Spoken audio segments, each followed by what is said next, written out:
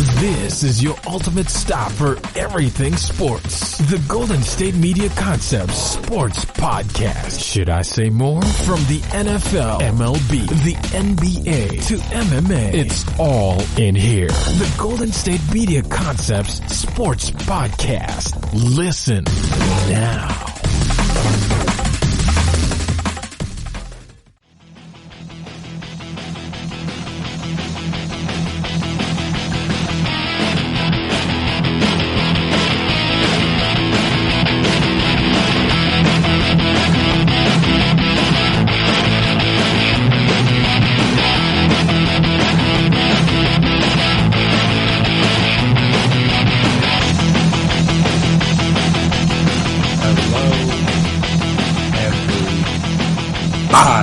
Welcome you guys back to another episode of the GSMC Sports Podcast presented by GSMC Podcast Network. My name is Chris Blades, and before I get started today, I want to make sure I take the time, as always, to remind you, if you haven't already, subscribe to the podcast, make sure you never miss an episode, make sure you're always on top when we drop our latest stuff. Also, if you could please as well give us a 5-star rating, write us a nice review, wherever you listen to your podcast. It'd be very appreciated, very helpful. I'll see what you guys like, what you guys dislike, the ways we can improve, all that fun stuff. And also, if you're on social media, we're on social media, so you can find us there.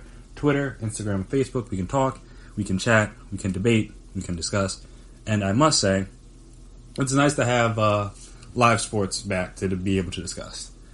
Obviously, I know for those, I guess, 4-ish months? I don't know exactly. I'm trying to remember when the NWSL started. I think that was... I think it was late, either early July or late June, somewhere around there. So that was really the first time any real live team sports come back. But now we got a plethora of them. We had NBA games, we got MLB games, we got WNBA games. You got first round, the beginning games, game ones of the NHL playoffs. Whether it's the top 4 seed round robin thing or the qualifying tournament, whatever you want to call it, all that stuff. You don't have any training camp stuff really, other than people opting out or people testing positive for that Rona.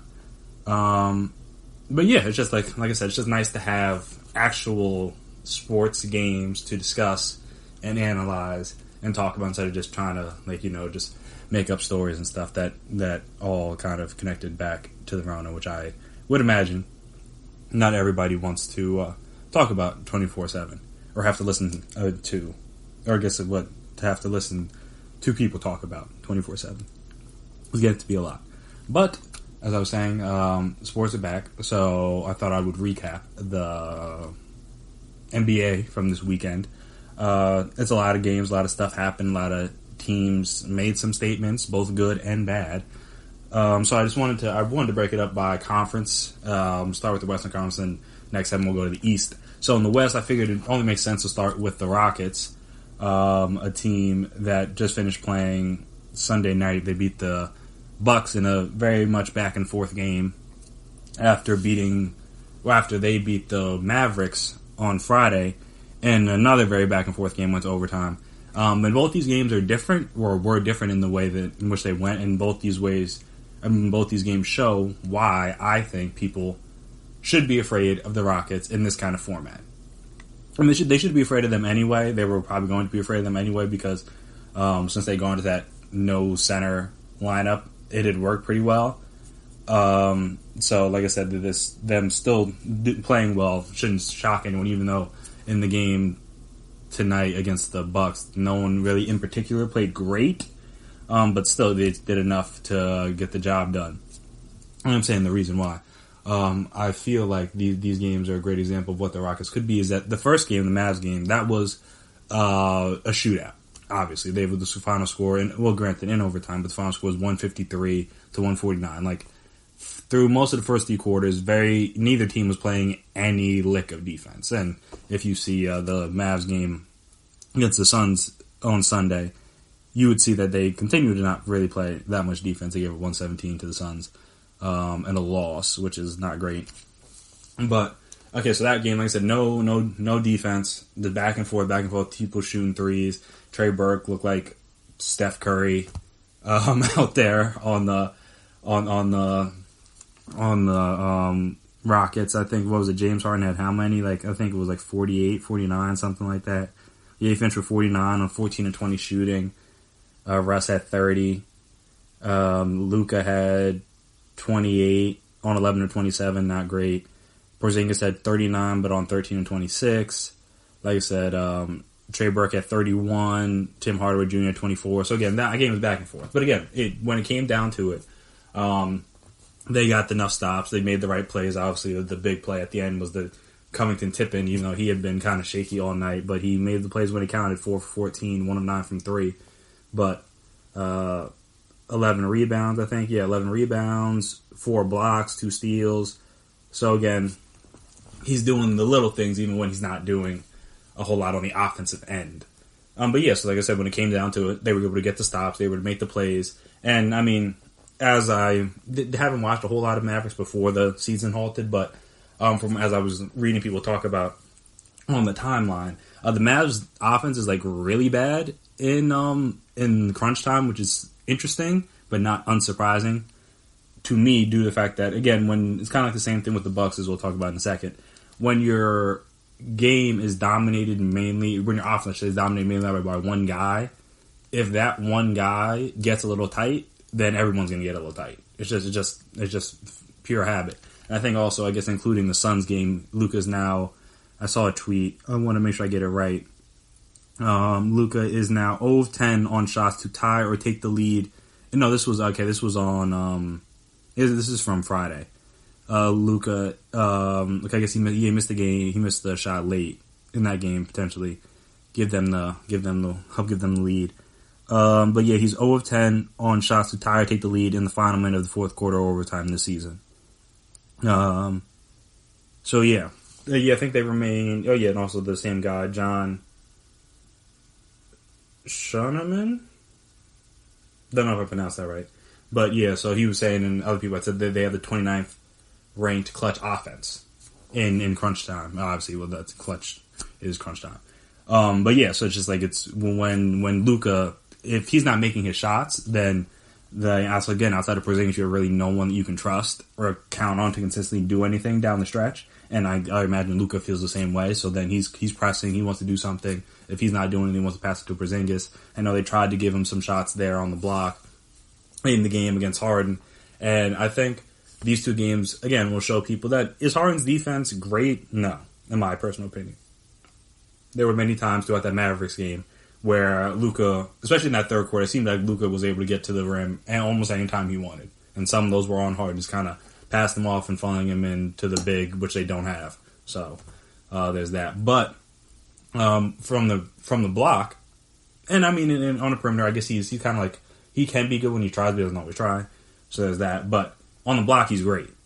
And I feel like more people should realize that and stop trying to test him. It happened with Porzingis, happened with Giannis in this game. People are trying him in the block late in games, and he's like, "This is where I excel." I mean, again, that's mainly about strength and positioning. And Harden, even though he doesn't necessarily look it, is a pretty strong guy. I mean, he has to be strong. He has to deal with all those foul calls and everything.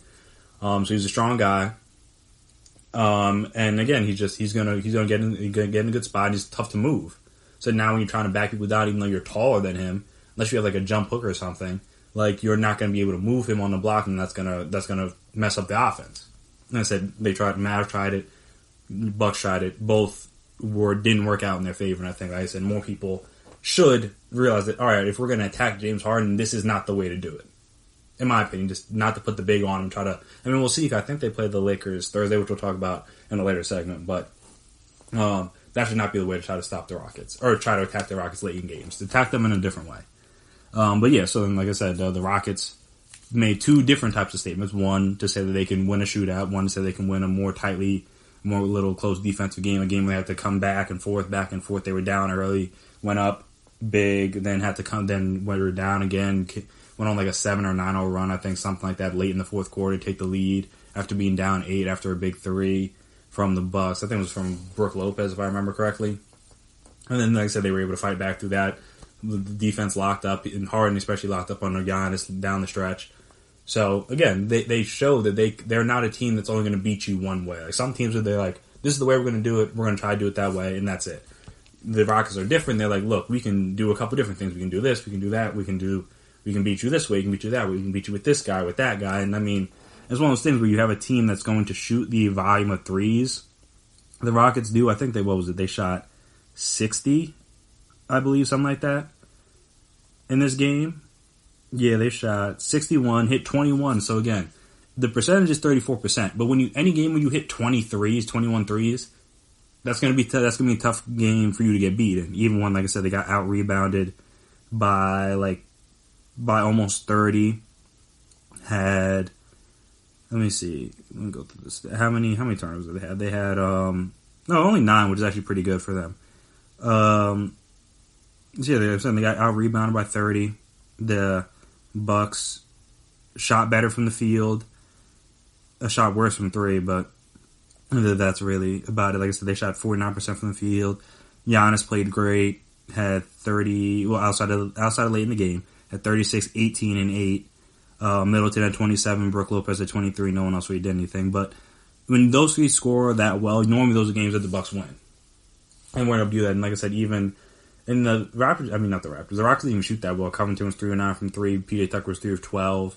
Harden was 3 of 12. So like I said, you could really say that none of their guys really played well. Only one starter had a positive plus minus for the Rockets. Their bench guys had higher plus minuses, even though, again, none of them were really exceptional. They hit shots when they needed to hit shots. But, like I said, the Rockets are a team that has shown that you're not going to want to have to face them in the playoffs. And on the flip side of that, a team that many people, I think, are going to want to try to match up with in the first round is the Utah Jazz. And the Jazz were a team that, as we talked about on Thursday, they could have easily been beaten by the Pelicans if the Pelicans kind of just screwed up there down the stretch, which we'll talk about them in a second too. But the Jazz played the Thunder on Saturday and got smoked. I mean, if it ended up being 110-94, that was the final score. But I mean, they were down. What was it? They were down like 24 at half. And again, I think got up to 30 in the third quarter, but then the Thunder kind of took their foot off the gas a little bit. But yeah, I mean, they got dominated on all facets, or in all facets. The Thunder had 6 guys in double figures, 4 of their starters in double figures. I mean, even like Steven Adams had 16 and 11, Shea had 19, Chris Paul had 18 and 7 assists. Gallo had 15, Schroeder had 13 off the bench. Like, again, it was the bad performance, and plus they played good defense. The Jazz shot 39% from the field, 25% almost 26% from 3. And one of the things that they really couldn't do anything offensively, and I think that's what people are realizing, that without Bojan, I think, because it was the one that was on the Kings, and there was the one that was on the Pacers that went to the Jazz, and this is the latter. But he's out now, and that's I think he was averaging 20 points for them throughout the season, and they're trying to adjust to how they're going to work their offense. They haven't really figured it out yet. A lot of it's just been Donovan Mitchell and kind of hoping. And that hasn't really worked. I guess they try to use Jordan Clarkson off the bench, and he's Jordan Clarkson, so he's going to be hit some games, he's going to be missed some games. It's all kind of depending. And he was 4 of 17 from the field against the Thunder. So they're a team that I think, for better or worse, people are going to want to match up against. Granted, we'll see how it goes, but I think they're a team that, again, until they figure out how they're going to work their offense without, like I said, losing 20 points out of their starting lineup. Until they figure it out, that's the team people are going to be like, all right, how can we figure out a way to play them in the first round? Like I said, no one wants to drop down to the 7 and play the Clippers. No one's going to be the 8 seed, obviously, to play the Lakers. But no one necessarily wants to play the Nuggets or the Rockets, even if they get up to the 3 seed. No one's going to play them in the first round. But on the flip side, like I said, anyone's going to try to play the Jazz, whether they're the 5 seed, whether they're 4, whether they're the 6. You're going to try to figure out a way. At this point, at least, it seems like. Now, again, we'll see what happens over the rest of these warm-up. Not warm-up games, because they count. But, again, the tune-up games to the playoffs, because most of these teams are in the playoffs. It'd be interesting to see, how they try to figure that out. Because right now, they're struggling offensively. They scored 94 in this game, and they scored, 106 in the Pelicans game. And, again, the Pelicans gave up how many points they give up? They gave up 126 to the Clippers. So again, like the Pelicans aren't necessarily a great defensive team, but the Jazz that really struggled in that game. So that's one of those things where it's going to be interesting to see kind of how they kind of work themselves out of the like I said, what they try to do offensively, whether it's tinkering with the starting lineup, tinkering with rotations, whatever. Because they got to figure out tinkering with sets and different things, like because they got to try something. Because right now the offense isn't really running the way it should be or the way it did in the regular season, obviously pre-COVID. So you got to try to figure that out. And speaking of things not working how they should, I imagine when the NBA set this whole thing up and they were like, "Oh, how can we get Zion in the playoffs?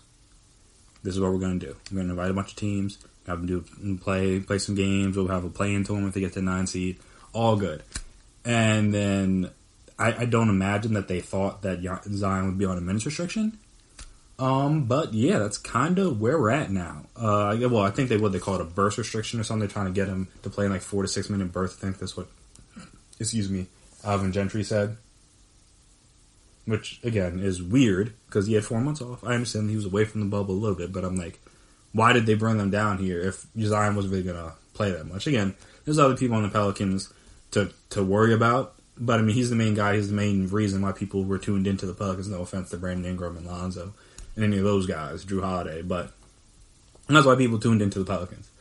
And Zion's not going to say anything bad, but I don't know how happy he is about this. But, yeah, it's just interesting that this is what they chose to do now when, again, they're fighting for a playoff spot. They've lost back-to-back games to open the restart. Like I said, lost to the Jazz in a game they could have easily won, and then they lost by 23 to the Clippers. And we'll talk about, again, later, their game that they have coming up that's basically almost a must-win at this point if they want to have a shot at making the playoffs, because currently they are the 11 seed. They got passed up by the Spurs, who won a big game against the Grizzlies, I believe, on Sunday. Yes. And then the Blazers are ahead of them as well, who lost a tough one to the Celtics in a game that they could have won. But again, that was another back and forth game. A lot of these games have been rather back and forth. They've been pretty good, honestly. And then now, like I said, they have the Suns beat the Mavericks. So now the Suns are only a half game back of them. And so again, they are a game back of Portland, who's a half game back of the Spurs. So they're a game and a half back of them. And then, like I said, all those teams are 2 games behind, at least, the Grizzlies. To even get up to the 8 seed to potentially have the Grizzlies flip-flop and have to be a part of the play-in tournament that way. But, like I said, in Pelicans, I imagine no one, when they thought of the restart idea, was like, all right, yeah, no, we're going to have Zion's going to be on a minute restriction when the thing start up. But no, they're like, all right, you got all this time off and figure it out. But then, like I'm saying, the Pelicans, I don't want to say they're wasting everyone's time because, again, that's harsh. And there's other guys on the team that need to play through these games and get in these late season kind of playoff pushes to be ready for the future with the team. But, again, when everyone thought of this idea, it was like, we get to see more Zion. And now we're getting to see less Zion because now it's back to, like, basically when he first started the season where he was on that weird restriction.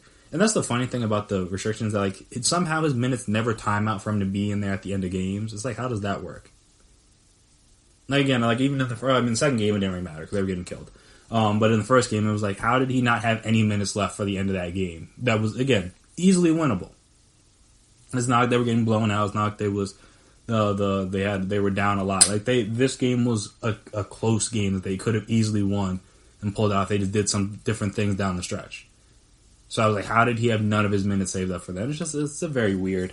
I don't know what they're doing down there in New Orleans, but I know it's very bothersome to me and to a lot of basketball fans that were hoping to see more Zion and potentially see them make a playoff push down in the Disney Invitational. But yeah, it's just unfortunate. So I mean, there's a lot of other news. The Nuggets lost to the Heat. The Lakers lost to the Raptors, who we'll talk about those two guys in a second. Like I said, the race for the 8 seed is definitely all the way heating up. You could argue now even the race for the 3 is not that far out. I mean, the Nuggets are now only a game and a half up on OKC, who's currently in the 6th seed. And like I said, they're half a game behind the Rockets and the Jazz, and that's really only because they played only one game at this point in this restart. So again, a lot of very interesting races. Again, you got the race for the 3 through 6, and see kind of how all those teams shake out. Again, both those, I mean, the Nuggets are 2 games behind the Clippers, so assuming the Clippers don't go on some sort of losing streak in the bubble, they should hold on to the 2 seed. And again, you got the race for 3 to 6, potentially even 7, but I mean, the Dallas is now 3 games behind OKC, so they're probably locked into the 7th seed unless some things change. But having lost 2 games back-to-back that they could have won, and now they're 2-0 instead of 0-2, things might be a little bit different for them. But they're not. So that definitely hurts. And like I said, you have the race for the 8th seed, which is now a 3-team race at the moment, but could easily be all 6 teams involved. All you need to do, like I said, the difference between 9 and 13 is 2 games. So if anybody's racing, like I said, I think you only have to be within 4 games to trigger the play-in. So, like I said, we got a lot of interesting basketball to look at over these next couple weeks, and it should be a lot of fun, in my personal opinion. So, happy that the NBA is back, and happy that it's working. Like I said, so far so good. We'll see if it holds up, because once fans come down, that's a whole nother variable to throw in there. But for now, salute Adam Silver. These games are working, and they're all pretty good. Like I said, the games they're choosing for the primetime slots have all worked out to be very good games. So that's definitely beneficial. So, on the flip side, after this break, we'll come back and we'll talk about the East and some interesting things that happened over there. Some teams that are showing out and some teams that need to work on some things if they don't want to get left behind in the standings. So, we'll talk about all that right after the break. Stay right there.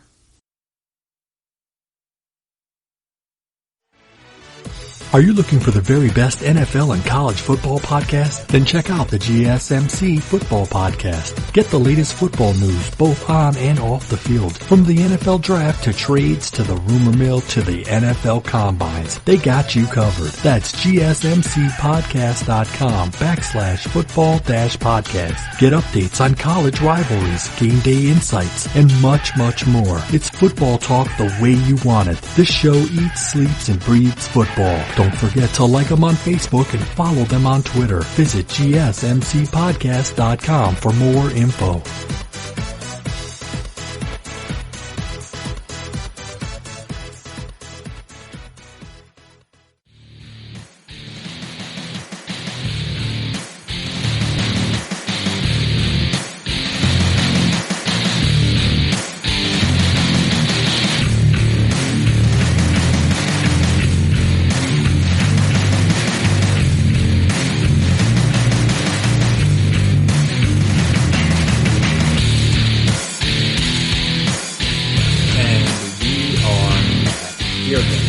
On the GSMC Sports Podcast presented by GSMC Podcast Network. So, Bucks, in my opinion, are lucky that another team might have had a worse weekend than them, because if not, they'd be getting a lot of slander.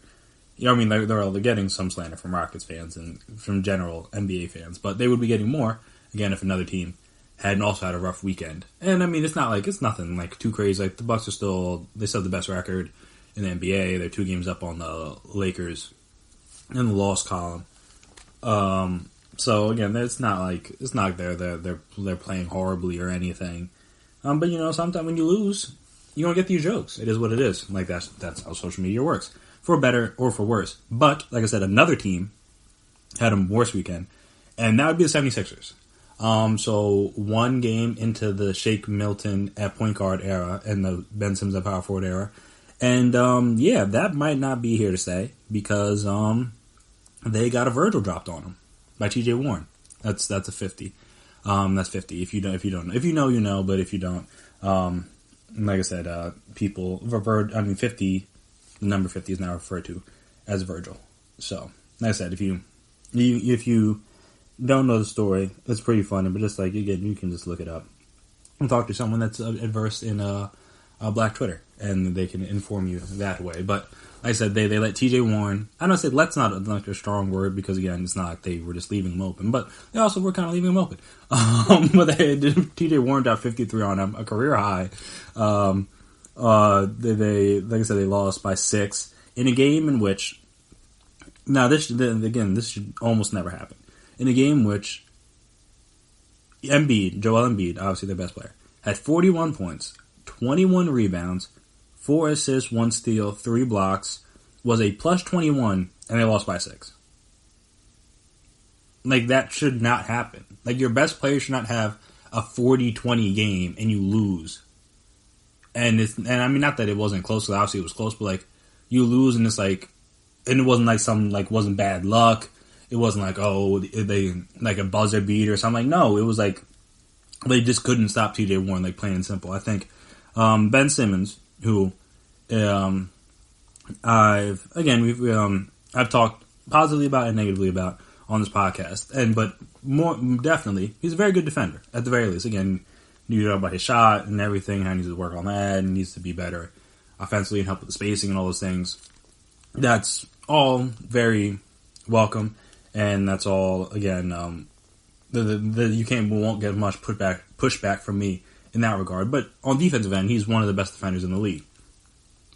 But when guarded by Ben Simmons, TJ Warren was an astounding 9 of 10 from the field and 5 of 5 from 3 for 24 points. And one of those threes came late in the game, the dagger that sealed the win for them. And I wish I remember who had the ball. But someone was driving, and Ben Simmons decided to, like, hedge off of him just, like, a little bit, just kind of how when somebody's driving past you, like, you kind of, like, act like you're going to go to steal the ball and, like, you're still near your man.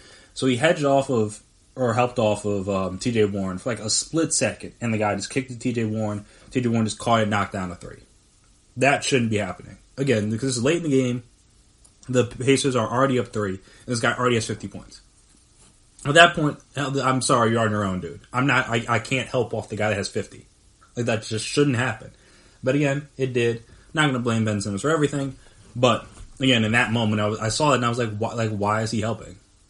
Well, again, I didn't see the game live because I don't have League Pass. But I saw the clips and stuff. Once the play happened, and I was like, why is Ben Simmons helping off TJ Warren? Again, when the guy has 50 already. It's not like he had a rough shooting night like we'll talk about with the Bucks. They were helping off the corner every time Harden and Russ were driving. And I was like, all right, like, I get it because they had missed a lot of threes. But, like, TJ Warren, having the game of his life. At that point, late in the game, make anybody else beat you. Like, literally anybody else. And they couldn't do it. They could not do it. And like I said, then now they're losing a game they shouldn't lose. Like, the Pacers, for all intents and purposes, are a good team. But they're without Sabonis, who was one of their best players this year. Obviously helped keep them afloat while Oladipo was out. Without Brogdon. Got a rusty Oladipo. Got, like, basically nothing from the rest of it. I don't want to say nothing, but, like, no other player on their team scored more than 15 points, I believe, outside of TJ Warren, who, again, had 53. 9 of 12 from 3, 20 and 29 from the field. Yeah, so Aaron Holiday, didn't even know he started for them. I knew he was on the team, I did not know he started, but I guess maybe with Brogdon now, they got to try to mix and match some things. He had 15, Oladipo had 15 on 6 of 14 shooting. And then Doug McDermott had 10, TJ McConnell had 10. Those are the only guys in double figures. Outside TJ Warren, who again had 53 points. Like, that's not a game the Sixers should lose if they have these championship aspirations, which everyone thinks they do have and they should have, and that's fair. But yeah, it was a mess. Shake Milton did not have his greatest game, arguing with Embiid. Like I said, messing. I don't know who messed up with the one pick and roll play that obviously got like circulated around social media. But then obviously he turned the ball. I think he let TJ McConnell steal the ball, which led to a 3. Then he drove down. I think got an offensive foul on the other end. It was a whole mess. I mean, only ended up playing 19 minutes in the game, while every other starter played at least 30. So clearly they were like things weren't working with them. So it'll be interesting to see what they kind of do from there. But yeah, it's a game that the Sixers shouldn't lose with the Pacers, with that Pacers team out there. It's not a game they should lose, in my personal opinion. But now they're in the 6th seed. They're a game back of the Pacers, even though I think the Pacers won the season series. So now they're basically essentially 2 games back, because like even if they're tied, like the Pacers still have the tiebreaker. They're 3 games back of the Heat for the 4 seed. So it's like they're either going to be locked into the 5 or the 6 at this point. Like at best. Again, assuming they don't because they get, like, again, the Sixers are like weird. They can usually rattle off like a few wins in a row if they get things together. But like I said, first game, not so great. And like I said, Embiid's great, so I don't know. I can't say for certain he won't play that good again, but again, that's not a game you lose. When a guy has 40, 20, a few blocks, and has a plus-minus of plus 21. Like, that's not a game where you're not supposed to lose that game.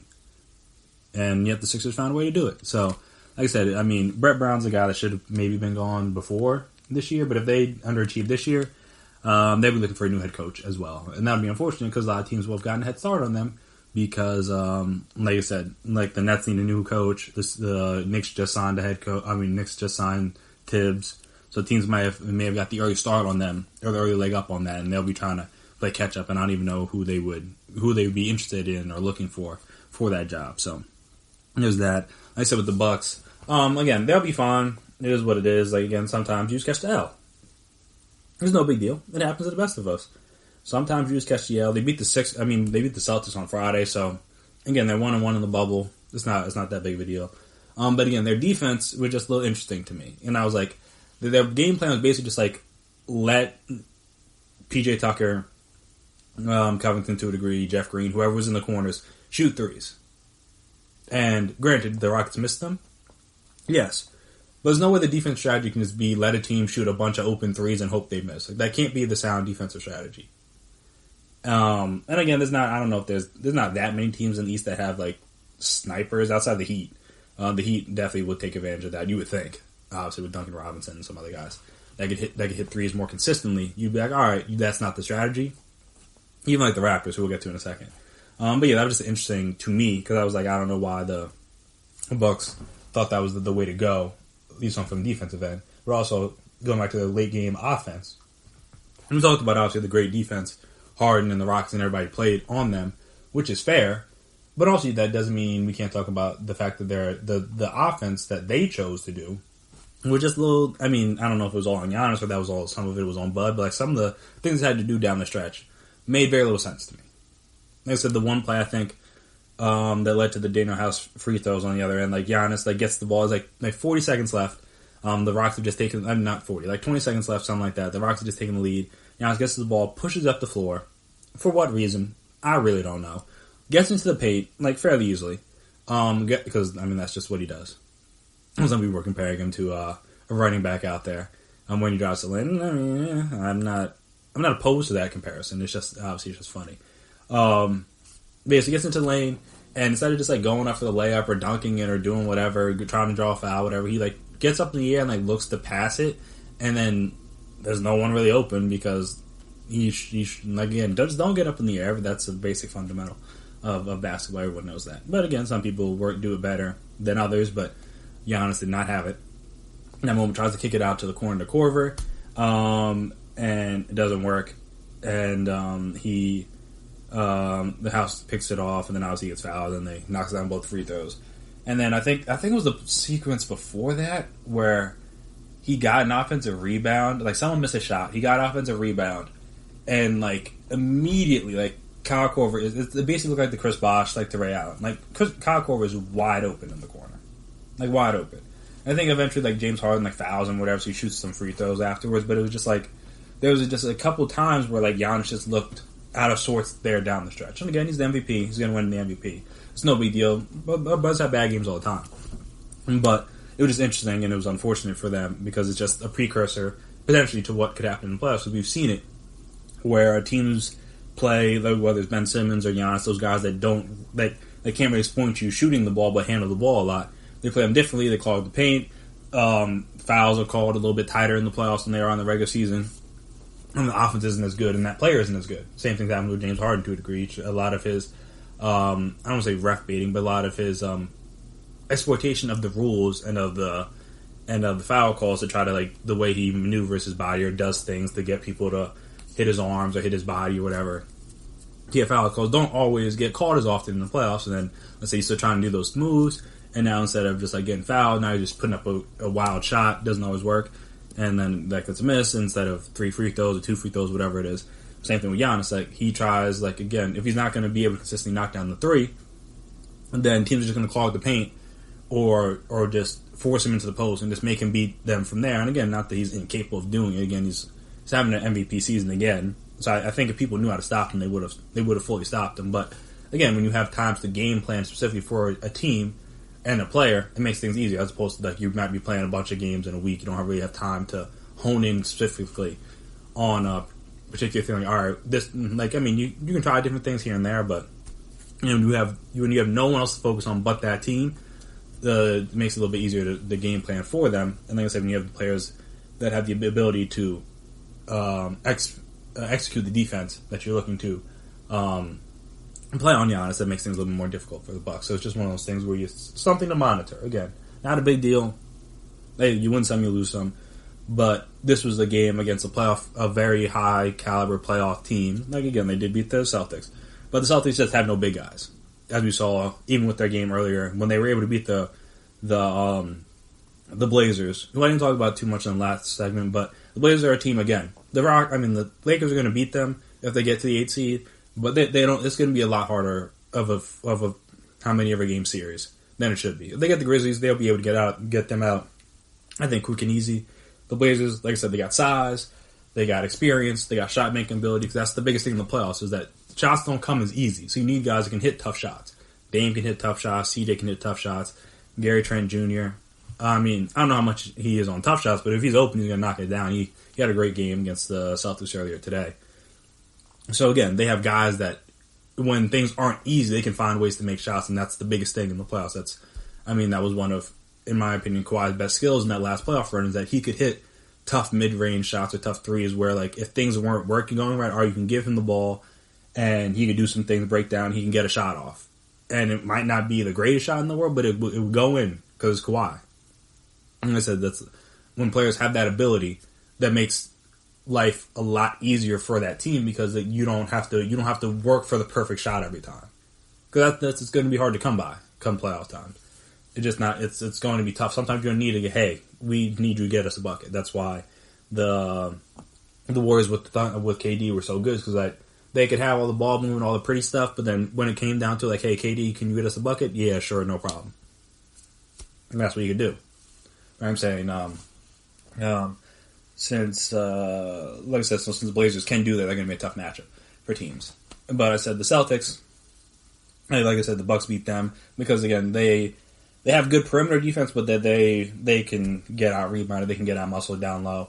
And like I said, the Clippers the Bucks have good big guys in Brook Lopez, Giannis when he can play big, Robin Lopez, like they have guys that can bang down low, get rebounds, do all that kind of stuff. Like I said, the Celtics can definitely be exploited on the boards in that regard. So that's why they won that game, then they lost another game. And then speaking of, again, teams that could potentially exploit some things, the Raptors looked very good in their win over the Lakers on Saturday night. They beat them by 15. And it was just one of those things where, like, the Raptors are, I think I tweeted this out, but the Raptors are one of the more underrated defending champions in recent memory, in my opinion. Just because I feel like a lot of people, like everyone's talking about like the Lakers or the Clippers or the Bucks, like to go to the finals and win it potentially. But I feel like not enough people are talking about the Raptors, who were very good without Kawhi last year. And again, obviously, we'll see how much having Kawhi matters in the playoffs, because that was a big reason why they got to where they got, was because Kawhi was able to take over. But again, he didn't do it alone. It's not like he was it's not like the LeBron 2018 Cavs year where he was basically like the only reason they made it to the finals was because of LeBron. Like, again, Kawhi helped. He made some of the biggest, most memorable shots. Obviously, the 4-bouncer against the Sixers, and one of the best shots in non-finals playoff history.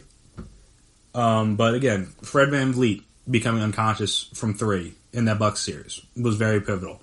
There were many games. I mean, not many games. There were quite a few games in that playoffs, and even in the finals specifically, where Pascal Siakam or Kyle Lowry were the best player offensively for the Raptors. Like, it wasn't just all Kawhi. And all those guys are backing down instead of just having Kawhi. You have OG Anunoby, who's, again, not Kawhi, but if he can defend really well and knock down threes, I mean, what more do you need? You have Pascal that can be the guy. On some nights you have Kyle Lowry that can be the guy. On some nights you have Fred VanVleet that can get buckets some days when you need him to. Marc Gasol didn't really have to do too much offensively in the Lakers game, but he can. He's still a former All-Star. Serge can get hot. Norman Powell can get hot. Who was it? Terence Davis, the rookie for them, has had a really good year. Off the bench, Yeah, Terence Davis. I want to make sure I had his name right. He is averaging. I mean, he's only averaging like 7, 8 points. But he's a guy who shoots like 40% from 3, 86% from the free throw line. So he's a guy that, again, can get you points and can make shots if you need him to make shots. So he's, like I said, they just have a bunch of guys that play really well together. And that's a key. Now, I don't know if they're going to go, because in this game they went 1, 2, 3, 4, 5, 6, 7. Well, no, I guess not including the guys that played 1 minute. So they went like 10 deep. I don't know if they're going to go that deep in the playoffs. But, I mean, they had at least 8 guys play double-digit minutes. So, I think that's reasonable. And I said Kyle Lowry played great. OG played really well. Pascal didn't have his greatest game, but he did enough. Fred VanVleet, again, didn't have the greatest game, but he did enough, had 11 assists. So, like I said, they're a team that just, like, I think people forget how good they were last year and how good they continue to be this year. I mean, again, they're not... Are they the Bucks? No. And that's fair. No one's the Bucks.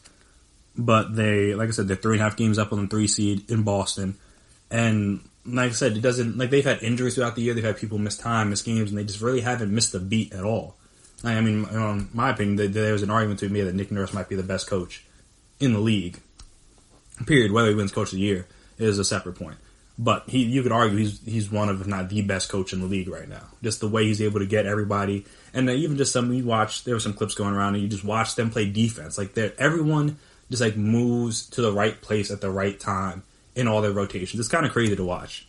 And again, obviously everyone's hyped about their points and dunks and everything, but like watching a good defensive set. And I mean, some of it was the Lakers overpassing. Because I know there's at least one possession where they passed on a bunch of open shots and ended up in a shot clock violation. I forget. I think it was in the second half. But still, this is like the Raptors just move. Like, all right, one guy goes here, then this guy goes there, then we come over here, then we come over there, and this guy comes over to help. Then this guy replaces him. And it's like one well-oiled machine. They just have everyone fine-tuned on defensive end. It's, like I said, it's crazy to watch. And then they have good individual defenders outside of that. It's where it's like, all right, if you need you just to lock you down one-on-one. Again, I'm not going to say OG's going to dominate everyone, but he can do that for possessions. Pascal can do that for his possessions. Like, they have guys that can do that. Serge can do that in the post. Marcus All can do that in the post. Like, and Kyle Lowry is always going to try hard, whether he's undersized or not. Like, he's not just going to be an easy bucket, an easy guy to get a bucket on. So, like I said, the Raptors, in my opinion, are one of the more underrated teams.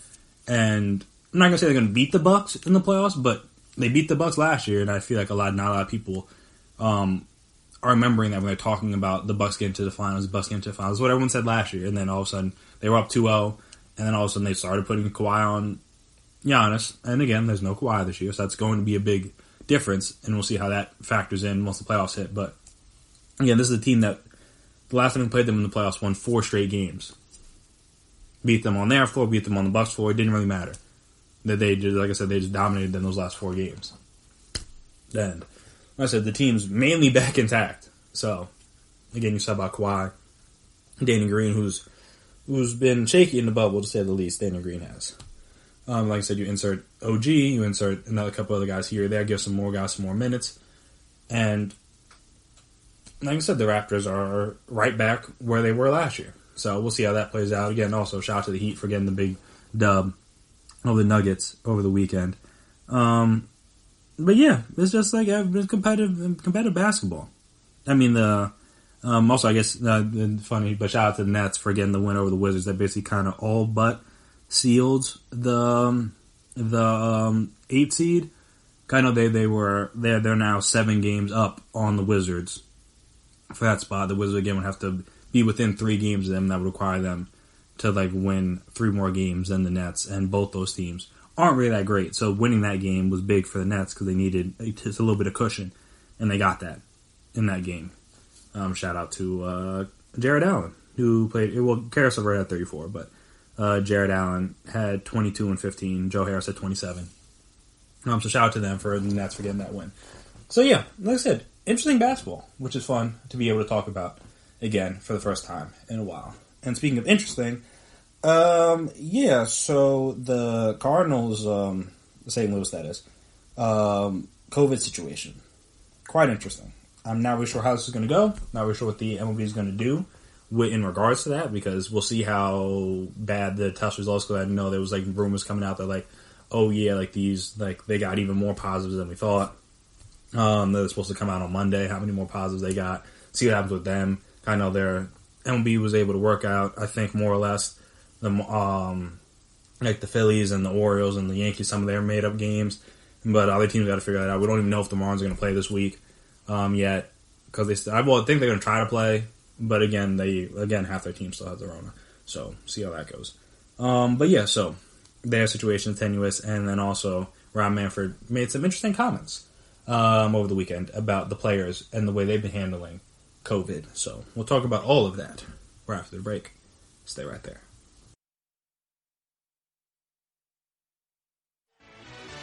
Check out the show that's built on the MMA. From the UFC to extreme cage fighting, they got the fights covered. Check out the GSMC MMA podcast. Get the latest news on past or upcoming fights. Join us as we talk to and about some of the biggest names in the MMA, past, present, and future. When it's the fight game, there's just one show to check out. GSMCpodcast.com/MMA-podcast. Don't forget to like them on Facebook and follow them on Twitter. Visit GSMCpodcast.com for more info.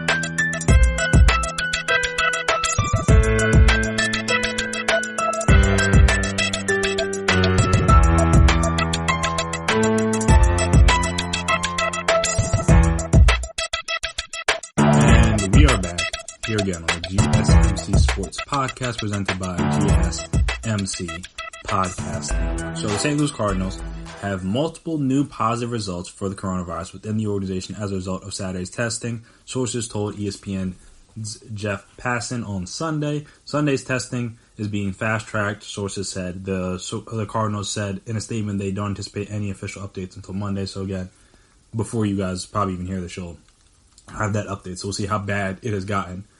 But on Saturday, the team had one player and 3 staff members test positive, while 4 more members of the organization had inconclusive results. Team president John Mozeliak, hopefully that's how you pronounce it, said during a video conference call with reporters the inconclusive test came from 1 player and 3 staff members. The Cardinals have been isolated from each other since arriving in Milwaukee for the 3-game weekend series. All 3 games have been postponed, obviously, till some date when they don't all have the Rona.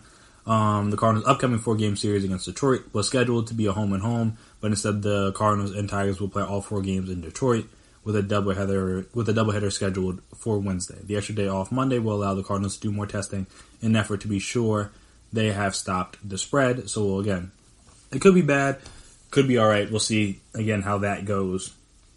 I guess like I said, we'll see how that went today, and we'll find out Monday how bad it has gotten. But yeah, not great. Definitely not great. Not a great start off to the season, where we're now this is the second weekend now. So 2 weekends in, and we already have potentially multiple outbreaks. Outbreaks on multiple teams, and not even in the same area. So like I said, one team's in Florida, one team's in St. Louis. So again, it's in different parts of the country, and it's just one of those things where when you're playing a sport that doesn't have a bubble, you're just gonna happen. Like we're seeing again with the NFL. You're seeing multiple people pop up on the COVID reserve list, big name people, lower tier people guys that maybe don't even know. Outside of if you're a fan of that team, the coach now has it, Doug Peterson. He came down with that Rona, which is unfortunate. Hopefully he's asymptomatic now, which hopefully means he'll be fine. But then also means he could get it again because he didn't develop the proper antibodies, things like that. So that is unfortunate. But yeah, so like I said, I think Matt Stafford went on the COVID list, Gardner Minshew. So yeah, people are testing positive because again, It's just what's going to happen. And if you're in also even in the bubble sports, right when the NBA first gathered back together to have people and started testing people before they went down to Florida, people were testing positive. So again, this isn't news in terms of the positive test because you knew that was going to happen. You were aware it was going to happen. It's not a surprise, in my personal opinion. It's not a surprise at all. But it's just one of those things where you just have to be careful of it because you don't really know. Like I say, if you don't catch it soon enough, it could cause an outbreak. And that's obviously not what you want. So see how that next round of testing goes. But at least from Rob Manfred's perspective, he doesn't think the season's going to stop. He thinks they're going to be able to power through it. This was from, I think what was it, Saturday? He said this? Yes, this was on Saturday. MLB Commissioner Rob Manfred remains confident, this is from ESPN, the 2020 season can continue, telling ESPN's Carl Ravitch on Saturday that there is no reason to quit now despite positive tests that have led to the postponement of 17 games in 10 days. We are playing, Manfred told Ravitch. The players need to be better, but I am not a quitter in general, and there's no reason to quit now. We have had to be fluid, but it is manageable. Manfred acknowledged Saturday that not every team might play all 60 games, and winning percentages could be used to determine playoff teams. We've got to be flexible on that, Manfred told the Associated Press on Saturday. Look, this is one of the issues that we revisited, the issue of, this is off. I'm assuming it means of. Whatever. Grammatical errors are not the main point of the story. That we revisited the issue of the expanded playoffs. If it turns out that some guys play 60 games, some guys play 58, they have this new thing called win percentage. We can sort that out. That's fair, but also kind of not, because that's also another thing, because I wonder the same thing in football. What's going to happen there? What they're going to do if a team misses a game or teams miss a game, because there's no doubleheaders in football. You can't play 2 games in 1 week. You're not going to have teams play on their bye week. I guess maybe you could, but if they don't have the same bye week, then that's not going to work out. I wondered what they were going to do there. I guess winning percentage is, could work. But again, that doesn't seem fair. All right, I played 60 games, and this team played 55, so their win percentage is better than 55, but if they played 5 more games, who knows if they would have won more, if they would have lost more. Again, they could have went 0-5 in those 5 extra games. Now, all of a sudden, my winning percentage is better. But because they played in 5 less games, their win percentage. So it's it makes sense that you would use that, but again, it can be also an unfair advantage to the team that misses some of those games, because now while you don't have any extra chances to win, you also have extra chances to lose. When the games are final, you know whether you won or lost. If the games are up in the air, or they don't happen, you don't know. You don't know what the outcome could have been. So, again, it sounds good in theory, but it's one of those things where it's, who knows how it would go. And these comments obviously came on the heels of the postponement of like we talked about, the Cardinals-Brewers series. The postponement was caused by 4 positive COVID tests among the Cardinals, 1 player, and 3, I think, staff members is what it was. Manfred on Friday told MLB Player Association Executive Director Tony Clark that if the sport doesn't do a better job managing the coronavirus, it could shut down for the season. So, familiar with the conversation, told ESPN Jeff Passan. It is what the public health experts have been saying from the beginning about this, that there is no one big magic fix. Manfred told the AP, the protocols are a series of little things that people need to do. We've had some problems. In order to be better, it's another series of little things. I think it's peer pressure. I think it's players taking personal responsibility. I think it's a union helping us like Tony Clark helped us yesterday, and I think it's managing more aggressively. The league and players recognize that the coming days pose a critical juncture following the positive test for the Cardinals and an outbreak among the Miami Marlins, in which 21 members of the organization tested positive for that Rona. At the end, Manfred told the Associated Press that MLB knows which players introduced COVID-19 into the Marlins clubhouse. But the Marlins have had no new positive tests in recent days, so that's at least a good sign. And they talked about rescheduling the games that were postponed. So, again, if you want to read the whole thing, you can again, it's on ESPN, so you can read it all there. But the whole thing I thought was interesting about those comments is that it kind of just deflects responsibility and says this is all happening because of players, and I get that to a degree. because, again, Rob Manfred is not the one bringing the Rona into the dugouts or into the clubhouses. It was the players or potentially the staff. But from the Marlins, at least, it sounds like the players. And also, there was rumors floating around like, oh, the Marlins were at like an adult club. Maybe they might have. Basically, they're saying they could have been in the same establishment as Lou Will while they were in Atlanta. And I'm not going to say for certain because we will never know because they were smart enough not to take pictures. But it's possible that was the rumor floating on, and the rumor floating around about the Cardinals that they were in a casino or whatever. And while that may be true, that may not be true, and again, that's on the players to not do things so reckless.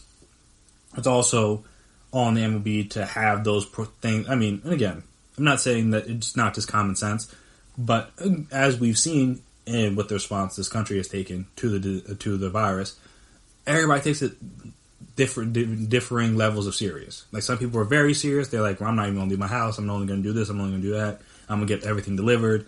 I'm going to wipe everything down. I'm going to have all this. I'm going to wear gloves. I'm going to wear masks. All this other things. While there's other people are like, I'm not going to do anything. I'm just going to go out, wear a mask. There's people that believe that like, all right, that we shouldn't be trusting in the science and all that stuff. Everybody's lying to us. Like again, so in order to curb that, because again, you have a league full of players with different thoughts, ideas, opinions on everything. So again, if you just leave it up to the players, different people are going to do different things. Especially when they're in states where things are a little bit less restrictive than they were maybe in their own state, or things aren't as bad with the Rona in a certain state as it is in a different state. Like I said, you have to. Again, I understand it's probably on the players, but in that regard, you have to have some uniform thing, which is again why the country is where it is, because the basically everything was determined by the states. Like, all right, you could be as like put as many protocols, limitations in as you want, or as little as you want. Like some states were very strict, very harsh. Like you can't do this, you can't do that. We're going to be on lockdown for this many months. I just can't do this. When you guys go to this place, you got to wear a mask, or that place, you got to go anywhere you wear a mask. And other states are like, all right, we locked down for a little bit. Then it's like, all right, we're going to open things back up. You can wear a mask if you want. We're going to encourage it, but we're not going to mandate it. Like different, like everybody's different.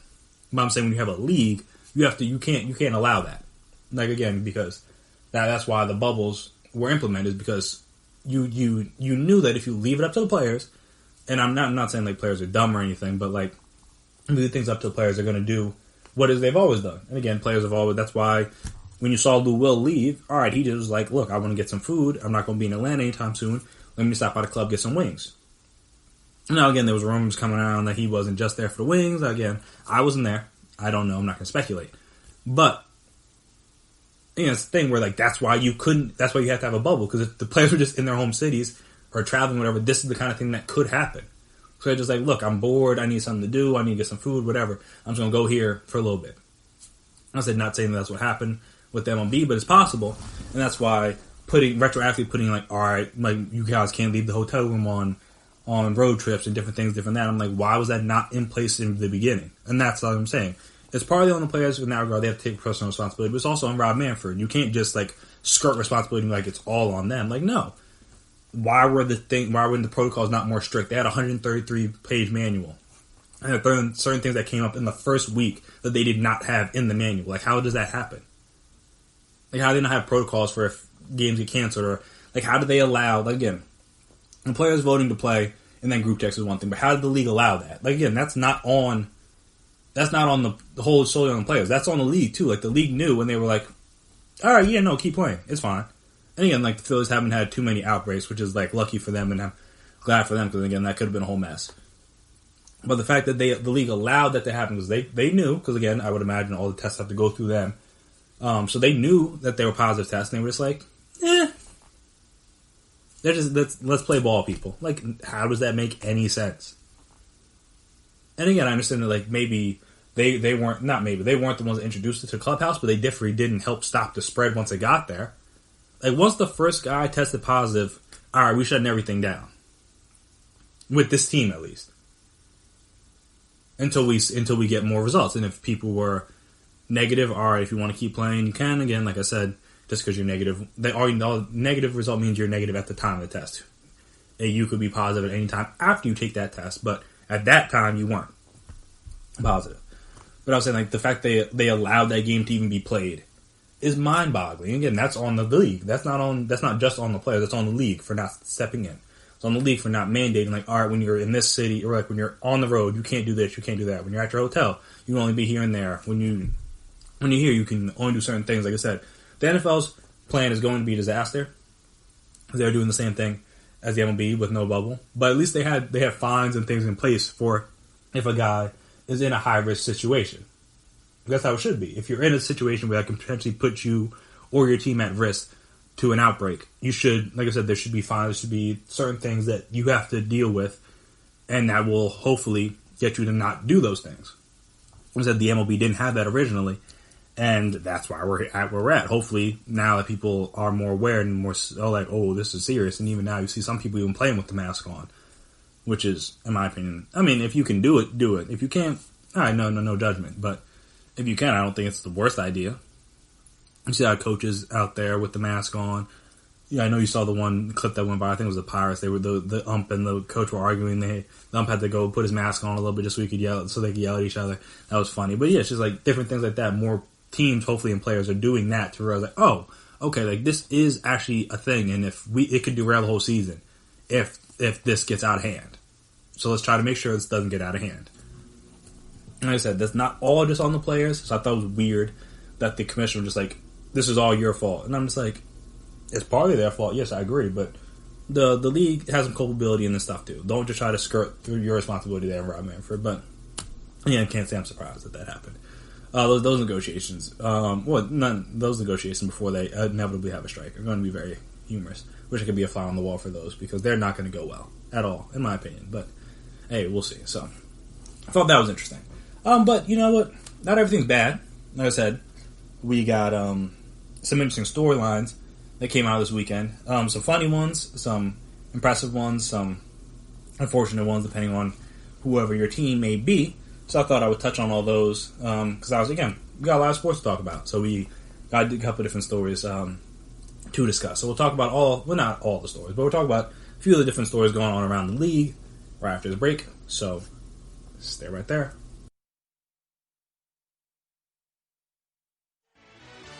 Are you looking for help for your fantasy football team? Check out the GSMC Fantasy Football Podcast. Get today's best advice on who to start, who to sit, even who you should draft. From sleeper picks to red hot lineups, they got it all covered for you. That's gsmcpodcast.com/fantasy-football-podcast. We'll cover traditional leagues, dynasty, PPR, even IDP leagues. When you need fantasy help, there's just one show to hit up. Don't forget to like them on Facebook and follow them on Twitter. Visit gsmcpodcast.com for more info.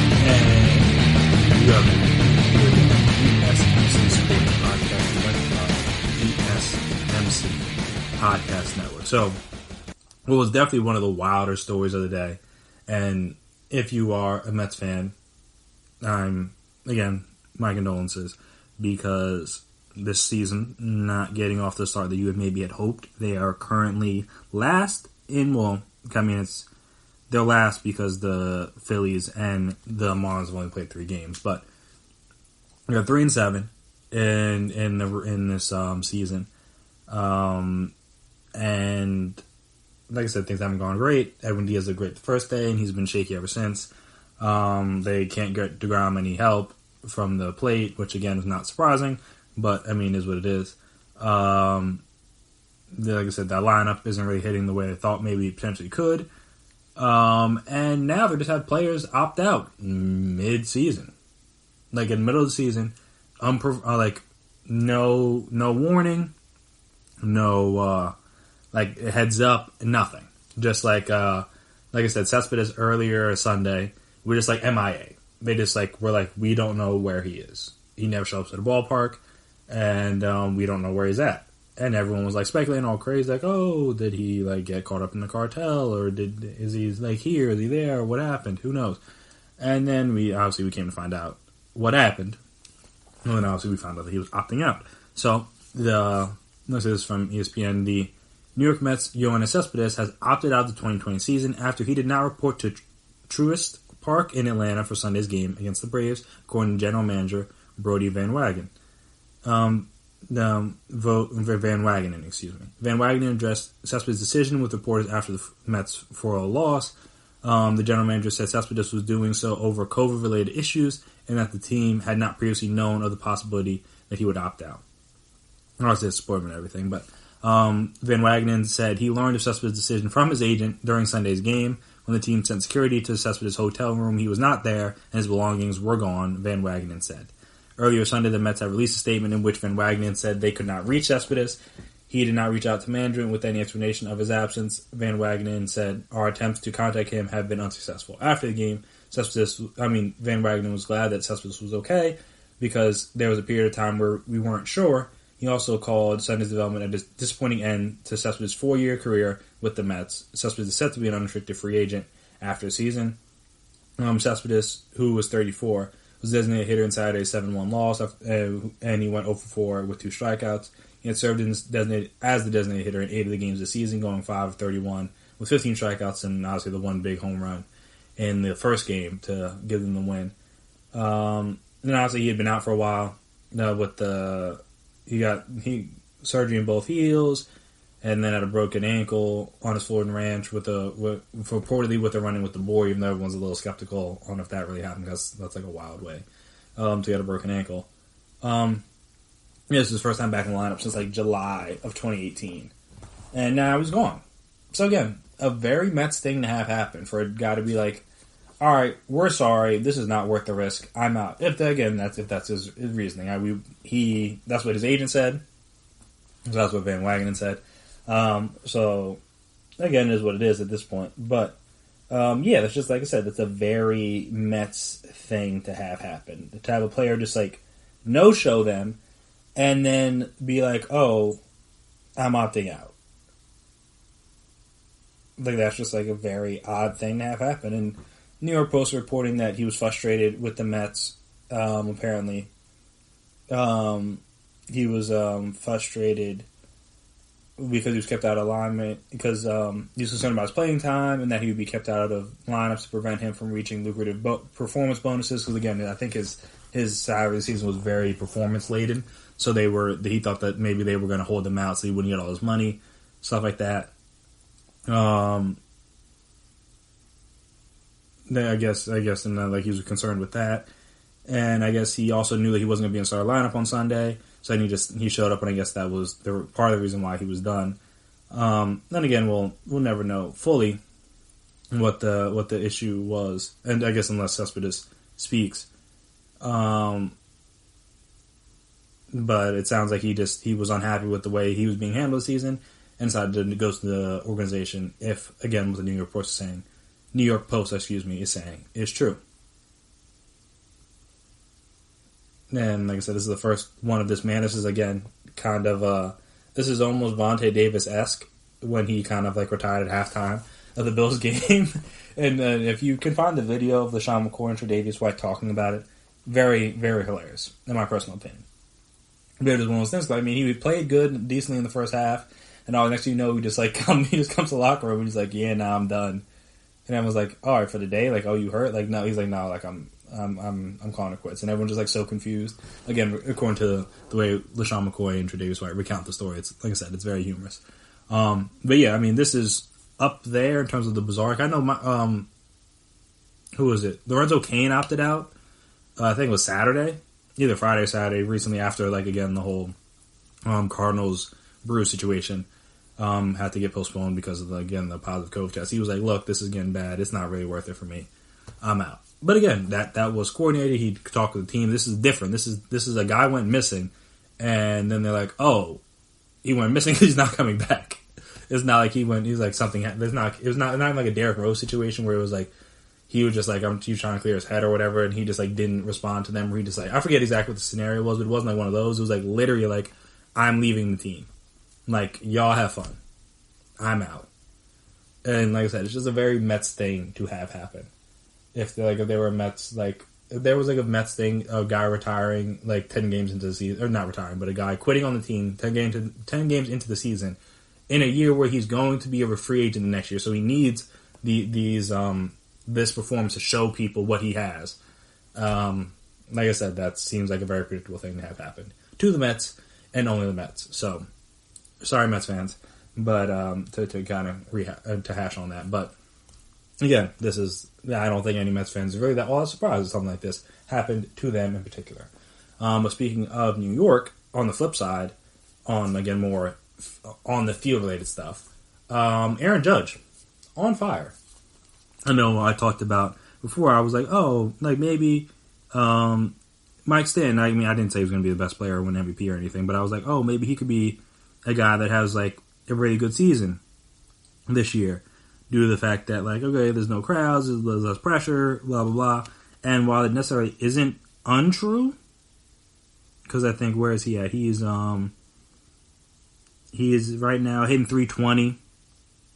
And so far on the restart, has 2 home runs, 6 RBIs.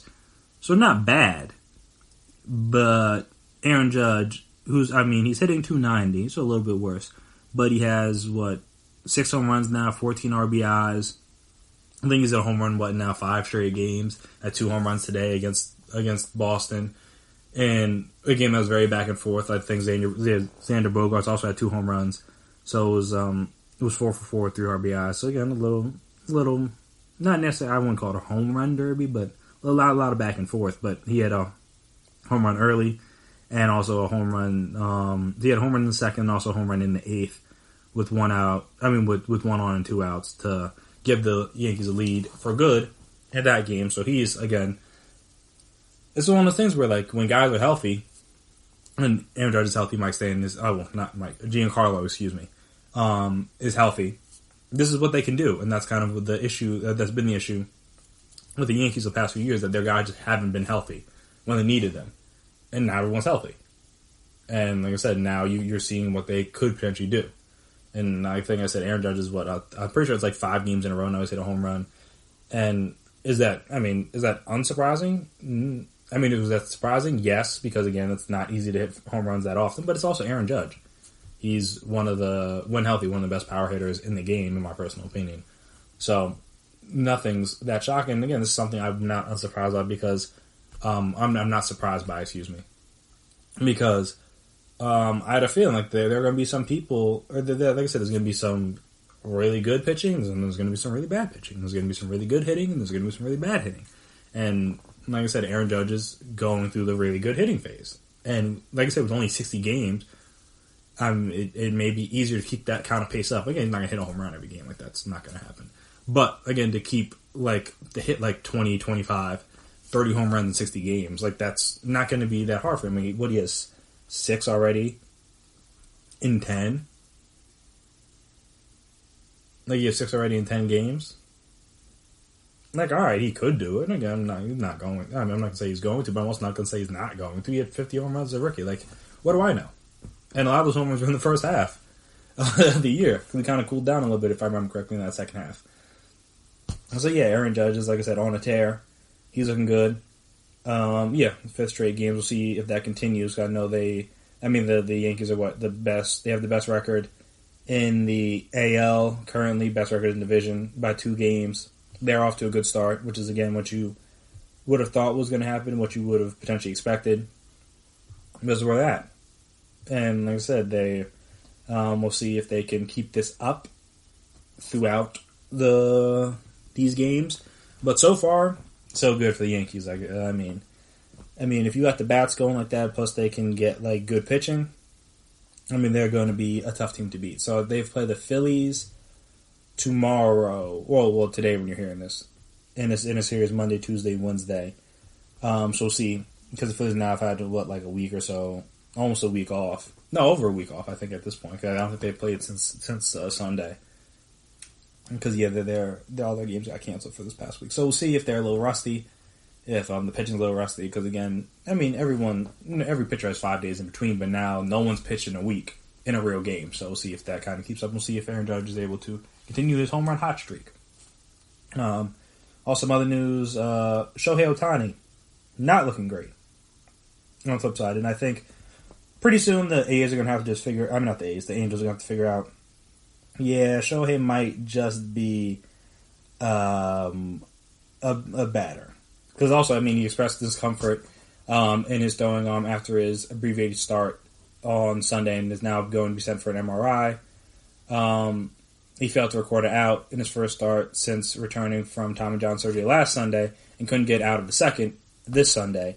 He had good stuff on top of the first. He struck out George Springer, and his fastball was regularly in the 90s, but he walked the first 2 batters in the second.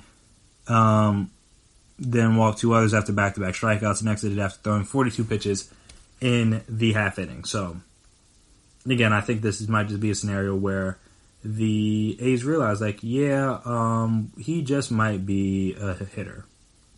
Because I don't know whether it's, like I said, whether it's we could do it injury or whether it's due to, just maybe he's just not as good of a pitcher in here than he was back in his home country. It's just it doesn't seem to be working the same way, but his bat is still all right. I'm trying to look at what his stats are for the season. For the season, he's hitting.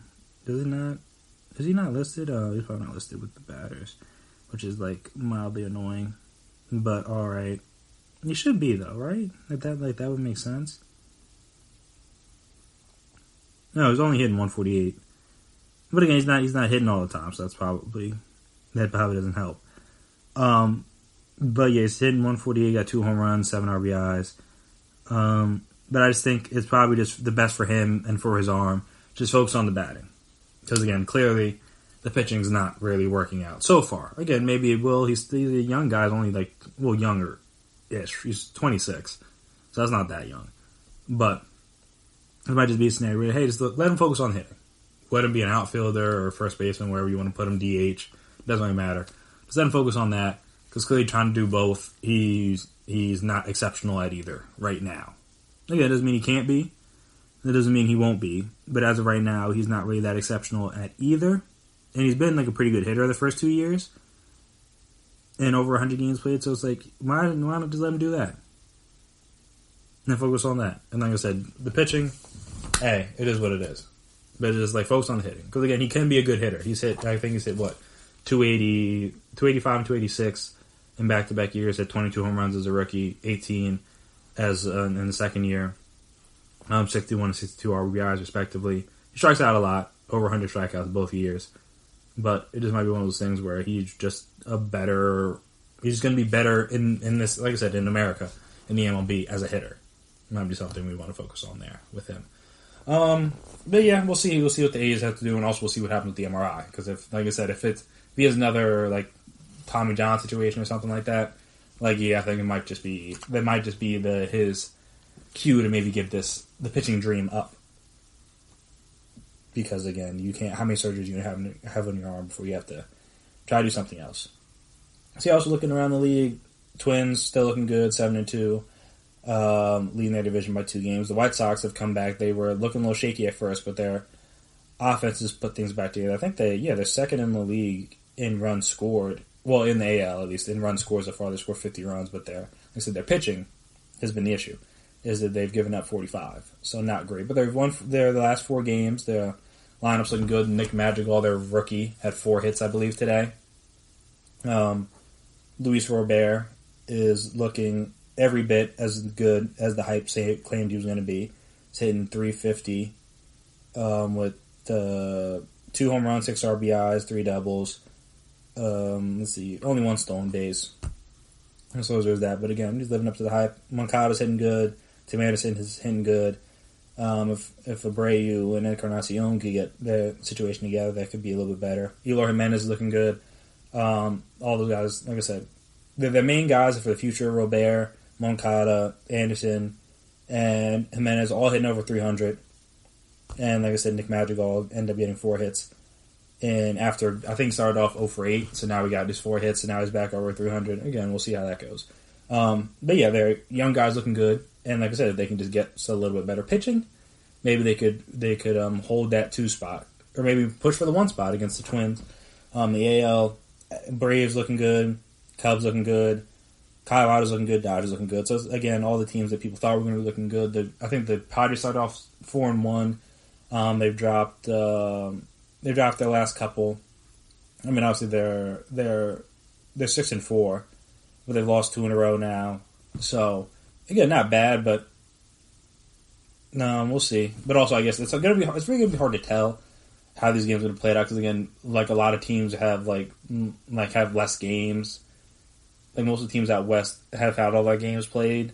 Like I said, you got some teams that play 10 games, some teams that play 8, some teams play 9, some teams play 6, 7, 2, 3. Like it's the standings are all kind of wonky at the moment.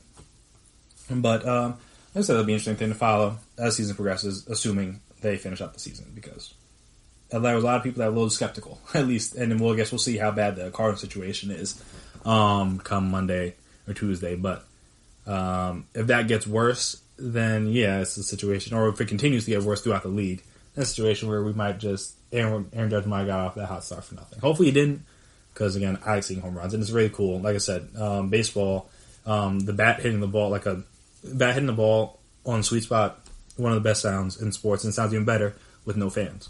So that's, like I said, if you can get to watch a Yankees game, try to if you can, because the balls that Aaron Judge is hitting, the sounds that they make are just absurd. It literally sounds like gunshots going off when he makes contact with some of these home runs. It's crazy.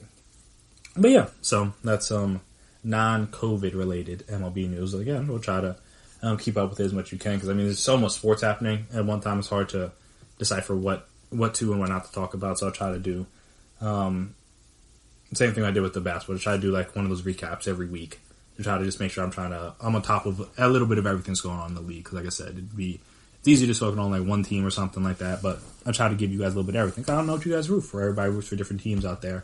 I imagine if you're a Yankees guy, if you're a Boston guy, you're not happy to hear about all this Judge talk. If you're an Astros guy, your guy's looking a little shaky right now. But hey, it is what it is. And you knew maybe the pressure of not being being the cheaters is getting to them a little bit. They got to work through that. Like I said, if you're a Mets guy, I know you might have already been out on the season anyway. You're probably hoping for the season to get canceled at this point, because it's not going to. The Mets aren't going to go anywhere, in my opinion. But yeah, everyone's a little bit different. So like I said, I try to touch on as much as I can, the good and the bad, just because I don't know who's listening out there. But speaking of good things, as I've been talking about, I've been liking seeing players taking advantage of their position and knowing who they could, knowing their power. And that's what the Pac-12 players are doing. We'll talk about the stance they're taking, how they are kind of all to bring it together, all that fun stuff. And like my own general thoughts about it, and if I think it'll work, if it won't work, what may happen with it all. We'll discuss all of that right after a break. So stay right there.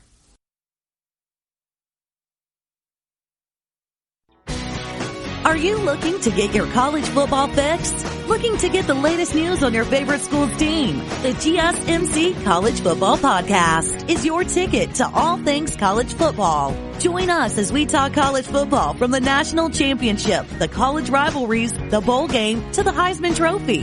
To which conference is the best? We've got you covered for the Big Ten, SEC, Big 12, the Pac-12, ACC, and everything in between. Download the GSMC College Football Podcast on iTunes, Stitcher, SoundCloud, Google Play, or anywhere you find podcasts. Just type GSMC in the search bar.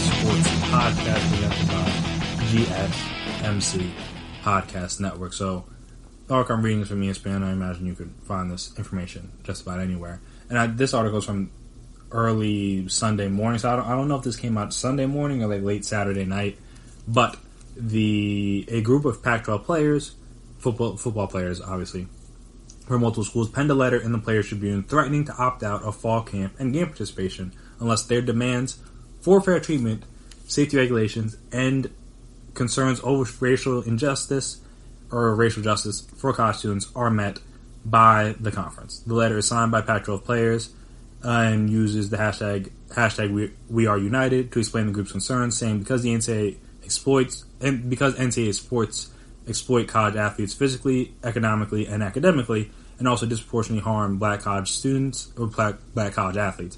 Hashtag we are united. A number of players, including Oregon offensive lineman Penei Sewell, also sent tweets of the letter and hashtag on Sunday. Washington cornerback Elijah Molden, predicted first-round draft pick, and I don't know why they didn't put that next to Sewell's name, because he's the potential top 5 draft pick, so that's even a bigger deal. Offered a more tempered view, writing in a tweet Sunday that while he fully supports the sentiment of the boycott and agrees with most of the demands, there are some demands that seem unrealistic and far-fetched given the context of unique situation, COVID, financial restrictions, time, etc. And that's probably fair, but when you start negotiation, you gotta ask for too much, and then scale it back a little bit. You can't just ask for the bare minimum, because then they'll just agree to that, and then oh, maybe we should ask for more. So I imagine that's what the players are going for here. Just make it outlandish, and obviously you have to scale some things back eventually, but it makes sense. Instead of reacting quickly to the news, Molden urged players to see both sides and remember the situation isn't binary.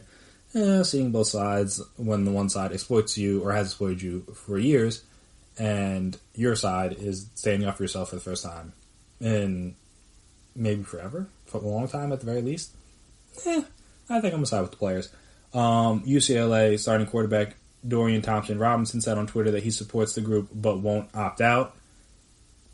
So, I guess it's kind of the same thing with the people who were making a big deal about Jonathan Isaac and Miles Leonard not kneeling for the anthem. And again, everyone has the right to kneel, everyone has the right not to kneel, and everyone has the right to, just at the same time, people have the right to criticize or critique in their own right the people who are kneeling. You have the right to critique people that aren't kneeling. So again, not everything's, you're not going to get everybody to agree on everything, so I'm not surprised that athletes may support the movement and support the idea behind it, but may not themselves be involved. Unsurprising. Multiple sources told ESPN that the group's top priorities are addressing racial injustice as well as health and safety concerns. A group of players from different campuses across the conferences began organizing the effort a little more than a month ago via Zoom calls. The players on those calls then spread word to their teammates. Multiple sources have told ESPN that hundreds of Pac-12 football players have joined the effort.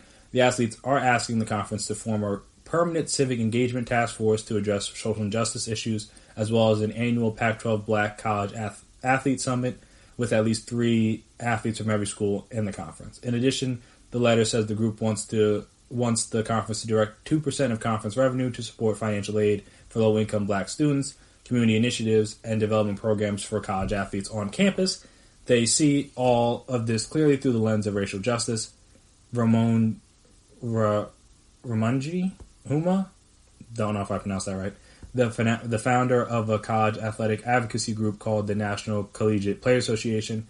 Huma said that NCPA provided information about current health and safety concerns along with other support while the Pac-12 players organized. He said the players reached out to him a little more than a month ago because they did not feel there was enough being done to ensure the health and safety of athletes returning to campus amid the ongoing pandemic. That's definitely true. There's definitely not enough being done. The athletes leading the charge say they are being asked to play college sports in a pandemic without transparency and guarantees for their safety and without the ability to secure representation while being asked to sign documents that could serve as liability waivers. Also true. Among the demands listed in the letter, the group starts by asking for safety protections amid the coronavirus pandemic. Among those demands, allowing student athletes to opt out of play during the pandemic without losing eligibility or a spot on the team, prohibiting any COVID-19 agreements that waive liability, and player-approved health and safety standards enforced by a third party selected by players to address COVID-19. Because we should not be stuck with sports-related medical expenses, including COVID-19 related expenses, #We Are United, the letter reads. The group is also asking Conference Commissioner Larry Scott, administrators, and coaches to drastically reduce excessive pay and end performance bonuses in order to help preserve existing sports. In addition to those financial requests, the student athletes are demanding guaranteed medical expenses coverage for 6 years after their college eligibility ends. The group is asking the Pac-12 to distribute 50% of each sports conference revenue evenly among players in their respective sports, to give 6-year athletic scholarships, and for the ability to transfer one time with impunity, I guess I should say. On the ESPN articles, there's a list of players that have identified themselves as being among those who have threatened to opt out of fall camp and game participation if their demands aren't met.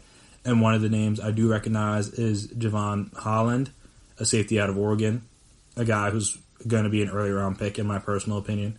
So that's a big one. You already had Pina Sewell, like we mentioned, putting out the letter and everything. So don't know if he will necessarily opt out. But again, these are big time players, even just within Oregon, but in the Pac-12 in general, Oregon's probably the best team or the most well-known team. So again, with those guys, it's like if Trevor Lawrence was like, I mean, not exactly the same because the quarterback's a little bit different. I'm trying to think who was a good defense. It was like if Chase Young said he was going to opt out last year of the Big 12 or Big 10, excuse me. Again, is he a quarterback? No, but again, that's one of the best players in the conference. Like that's a big deal if he says I'm just not going to play. And if more players like him say that they're not going to play. And that's the same thing kind of we're waiting for with the NFL to a degree. Is if, I think the biggest name probably that's opted out outside of all the Patriots is C.J. Mosley, who just opted out this weekend. Even though he didn't really play much last year with the Jets. But he's like a big-time player. He's been to Pro Bowls. He was a good player pre-Jets. But he's just like, it's probably not worth it. So we'll be interested to see how many more big-time players opt out. And no, I think it was one of them, McCourty twins, was kind of angered by the NFL trying to rush up the deadline. So it was like, because they saw a bunch of people opting out. And again, it's not like anything too crazy. But again, it's just more than maybe the NFL thought. They were like, all right, we have people opt out in other sports, but it's not going to be that bad. We're here. And everyone's like, no, it's just as bad because, again, we're not in a bubble. And we're seeing that bubbles work and non-bubbles don't. And also, because again, the protocols are just like, how do you play a sport like this socially distant and be safe? Like, it's not possible. You literally have to grab another guy, get him close to you, and bring him to the ground every play. Like, that's one of the requirements. And I'm talking about the linemen that are just literally breathing and banging into each other every play. Instead, corners and receivers that are in press coverage, like, they got to be right up on each other every play. Like, it's going to be impossible to be socially distant on the field, obviously. And then you have an extensive sideline full of players, 53 players, plus, like, again, you're going to have all the injured people, plus all the practice squad people on the sideline, plus all the coaches and training staff and everything. You have, like, basically 100 people on the sideline, give or take, every weekend for every team. And like I said, if one person catches it and has it, there's a very good chance it could spread to the entire team, even with the certain, like you see the plexiglass and different things that they're trying to implement inside the locker room, different things. Like, that's great. But once you get out on the field, if someone has it, it's going to spread. And so, I can understand why. And these guys are doing it for free. At least the NFL players are doing it, like, they're getting paid. NCAA people aren't getting paid jack. So I can see why they're like this, in my own personal opinion, at the very least. But yeah, so it says neither, and this is the last thing I'll say. In a news release Sunday, the group said it includes hundreds of Pac-12 players, football players throughout our conference who are very concerned with the risks of COVID-19 poses to our personal health and the health of our families and communities. And so like I said, there's a lot more on the article you could read up on ESPN or any, like I said, any major news outlet or Twitter or wherever you want to read up about it. It was very interesting, to say the least. And again, you can read through some people's tweets. I know Pina Sewell, he was the first one I saw tweeting it out. Again, that's kind of how I saw it. I was like, what is this? And then I was like, oh, okay, so this is what we're doing.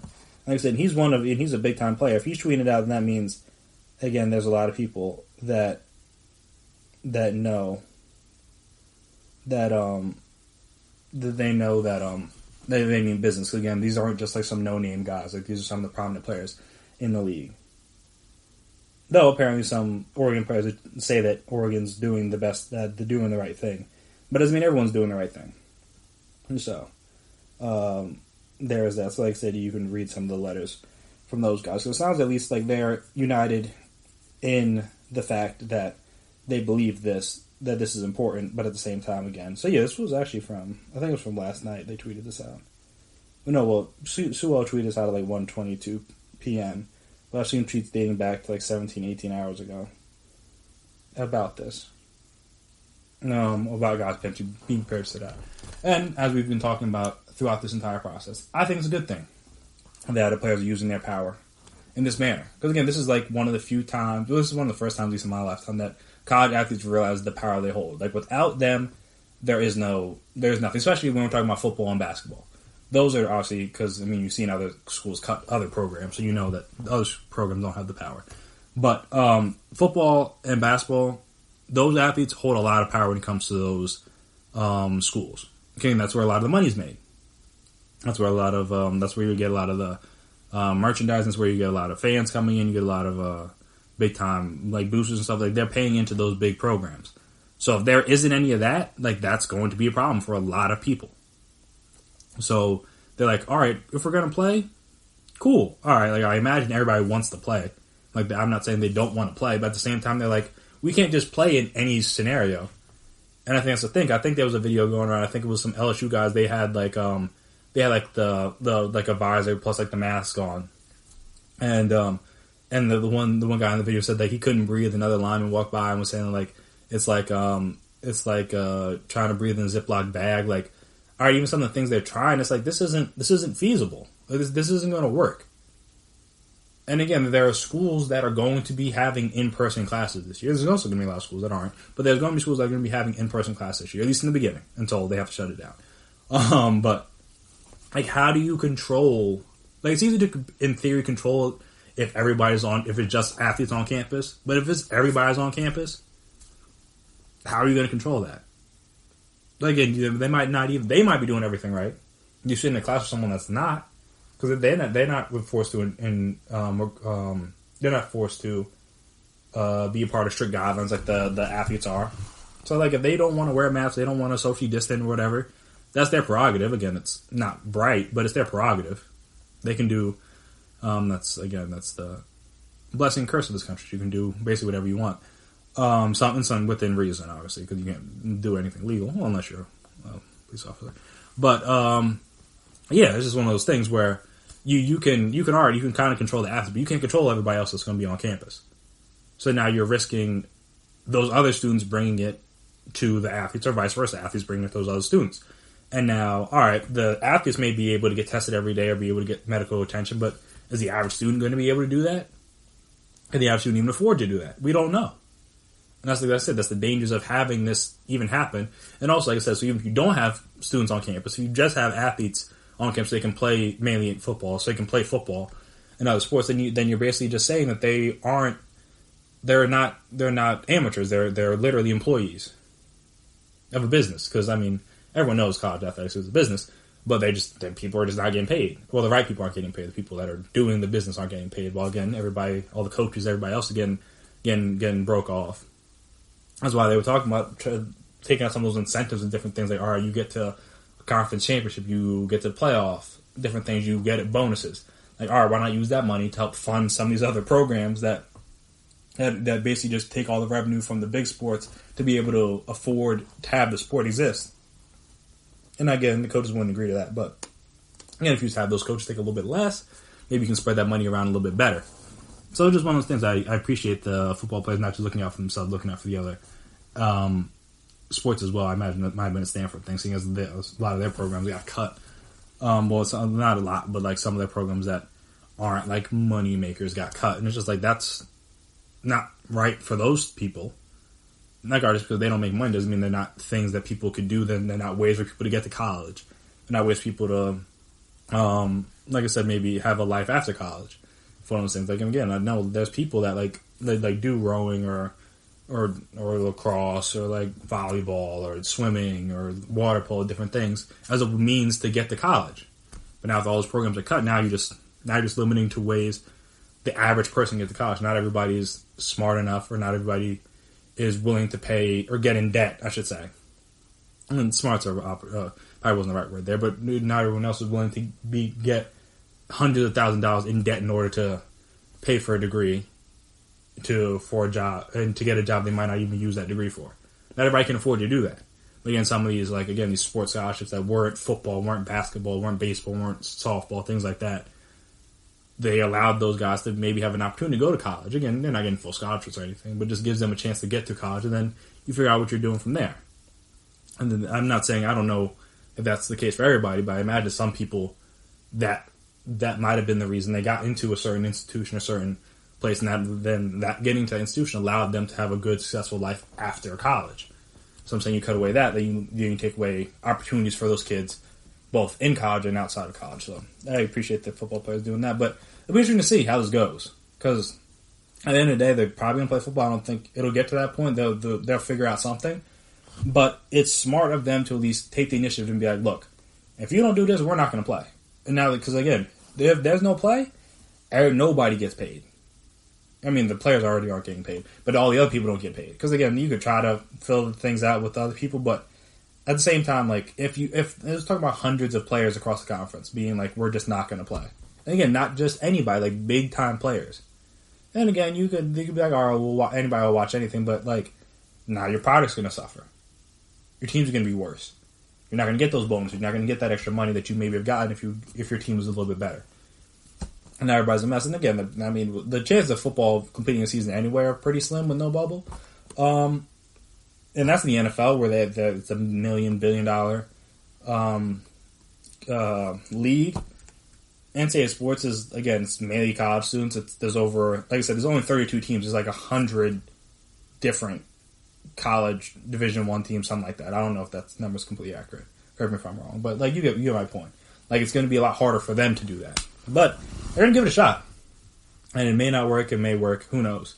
But again, shout out to the players, the Pac-12 players, for being willing to utilize their power to their benefit. To be like, hey, look, we got to reclaim some of this. Because, like, we're realizing now that, like, if we utilize our power to the best of our abilities, we can do great things with it. So, again, shout out to the players for realizing that and utilizing that. And we'll see where it goes. Well, I guess we'll kind of update the story as it continues to go along. But it was pretty interesting when I read about it originally, and also when I first started hearing the tweets and different things earlier today. Because it was just like, this is not a thing you see. But it makes sense, because again, the fact that they're even trying to play college sports during the pandemic, where a lot of students aren't even going to be taking classes in person, is kind of nuts to me. But hey, got to make that money. At the end of the day, everything comes down to money, especially in this country, so it makes sense. That they're at least going to give it a shot. Whether it works or doesn't work, who knows, but they're at least going to give it a try. So yeah, obviously next break, this last break, we wanted to come back here and discuss some things I'm looking forward to, some things I'm interested in seeing in this next week. Whether it's games, whether it's matchups, from whether it's, again, people reporting training camp, whoever it is, or whatever it is. And I wanted to talk about it, so sit right there. I'll be back in a second, and we can discuss. So, be right back. Check out the show built around the women of MMA. From the UFC, Invicta FC, Bellator, and One Championship. We got the fights covered. It's the Golden State Media Concepts Women's MMA Podcast. The latest news of upcoming fights, discussions of previous matches. Join us as we talk to and about the biggest names in women's mixed martial arts. Past, present, and future. When it's the women's fight game, you know where to listen to. The Golden State Media Concepts Women's MMA Podcast.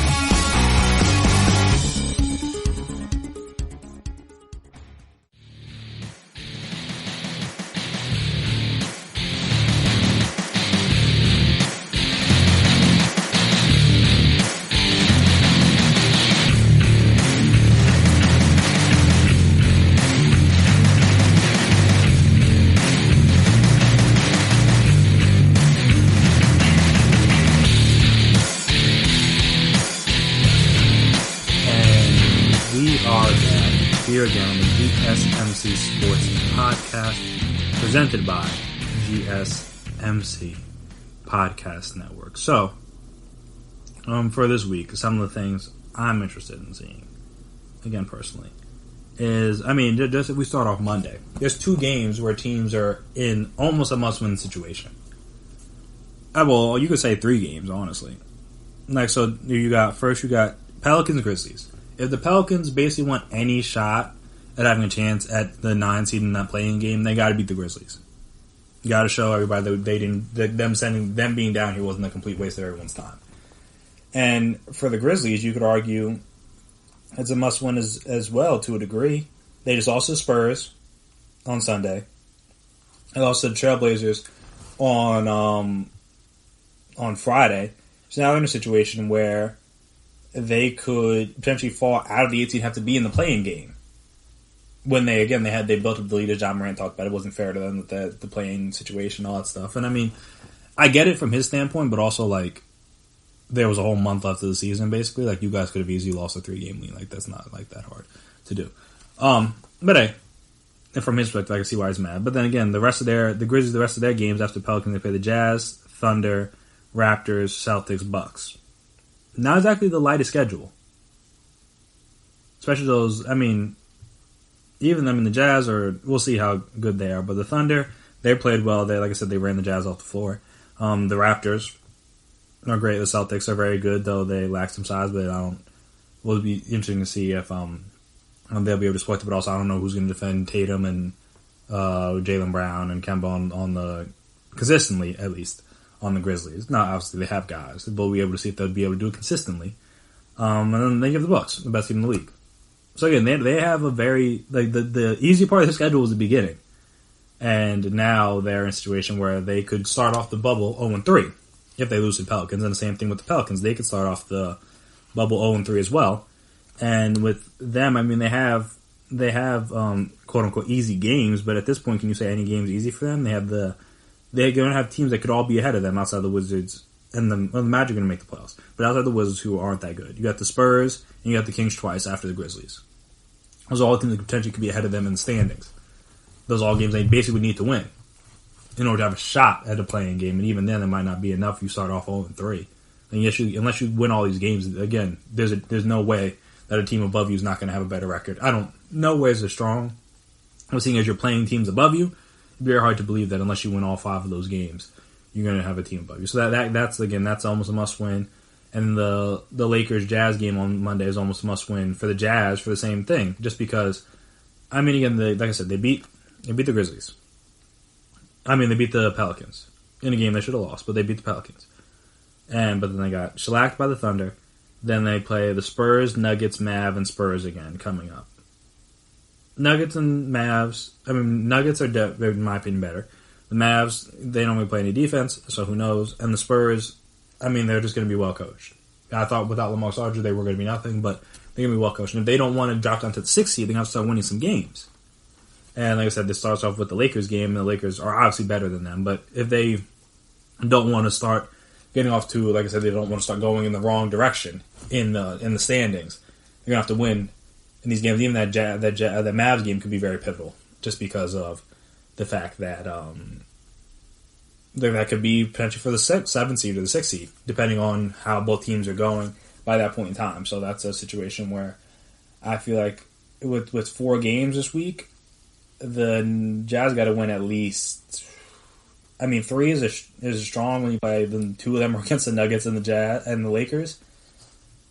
But said 3s, they probably got to, after, like I said, splitting 1-1 in the first 2, in order to drop down, you probably have to try to win at least 3 of those games if you're the Jazz. But who knows, they'll be able to. Like I said, even the Nuggets-Thunder game is big for both teams just because the Thunder are currently the 6th seed. In order to keep pace with the Rockets and the Jazz above them, you got to win games. And also for the Nuggets, they're not trying to fall back to the pack because they had a nice little lead built up. But again, very soon the Rockets could easily surpass them for the 3. Now they're down to 4 or the 5 potentially, playing a tougher team depending. So again, that situation there that could have big implications depending on those 3 games. Another game I'm definitely looking forward to is the Lakers play the Thunder, which, the Lakers should win that game, so that is what it is. But the Thunder play the Rockets on Thursday. That'll be a big one, because that'll be, in my opinion, the true test of how good this Rockets team is going to be in the playoffs. And again, it's not a playoff game, so it's hard to say that for certain, but in theory, Anthony Davis is the one big guy that they shouldn't be able to run off the floor with their small ball lineup. He's the guy that should be able to. He already gets the ball in the post a lot anyway, so that shouldn't be an issue for him. And if he's able to do good, whether it's on Harden or PJ Tucker or Covington, House, whoever it is they have him on the post, Jeff Green, if he's able to have a good game, that'll be a true barometer of how well this team can. And plus, also, when we're seeing with better defense from guys like Kuz. Good defense from guys like Alex Caruso. Dayton Green typically plays good defense, but his shot's been MIA so far in the bubble. At least it was in the last game. So, those guys, the Kuzma and the Caruso, that were playing better defense. Deion Waiters not being a negative on defense. J.R. Smith not being a negative on defense. That extends the bench for the Lakers and also allows LeBron and Anthony Davis obviously not at the same time, but allows them to get more rest. And especially when you're playing a team that's only going to play about 8 guys like the Rockets do.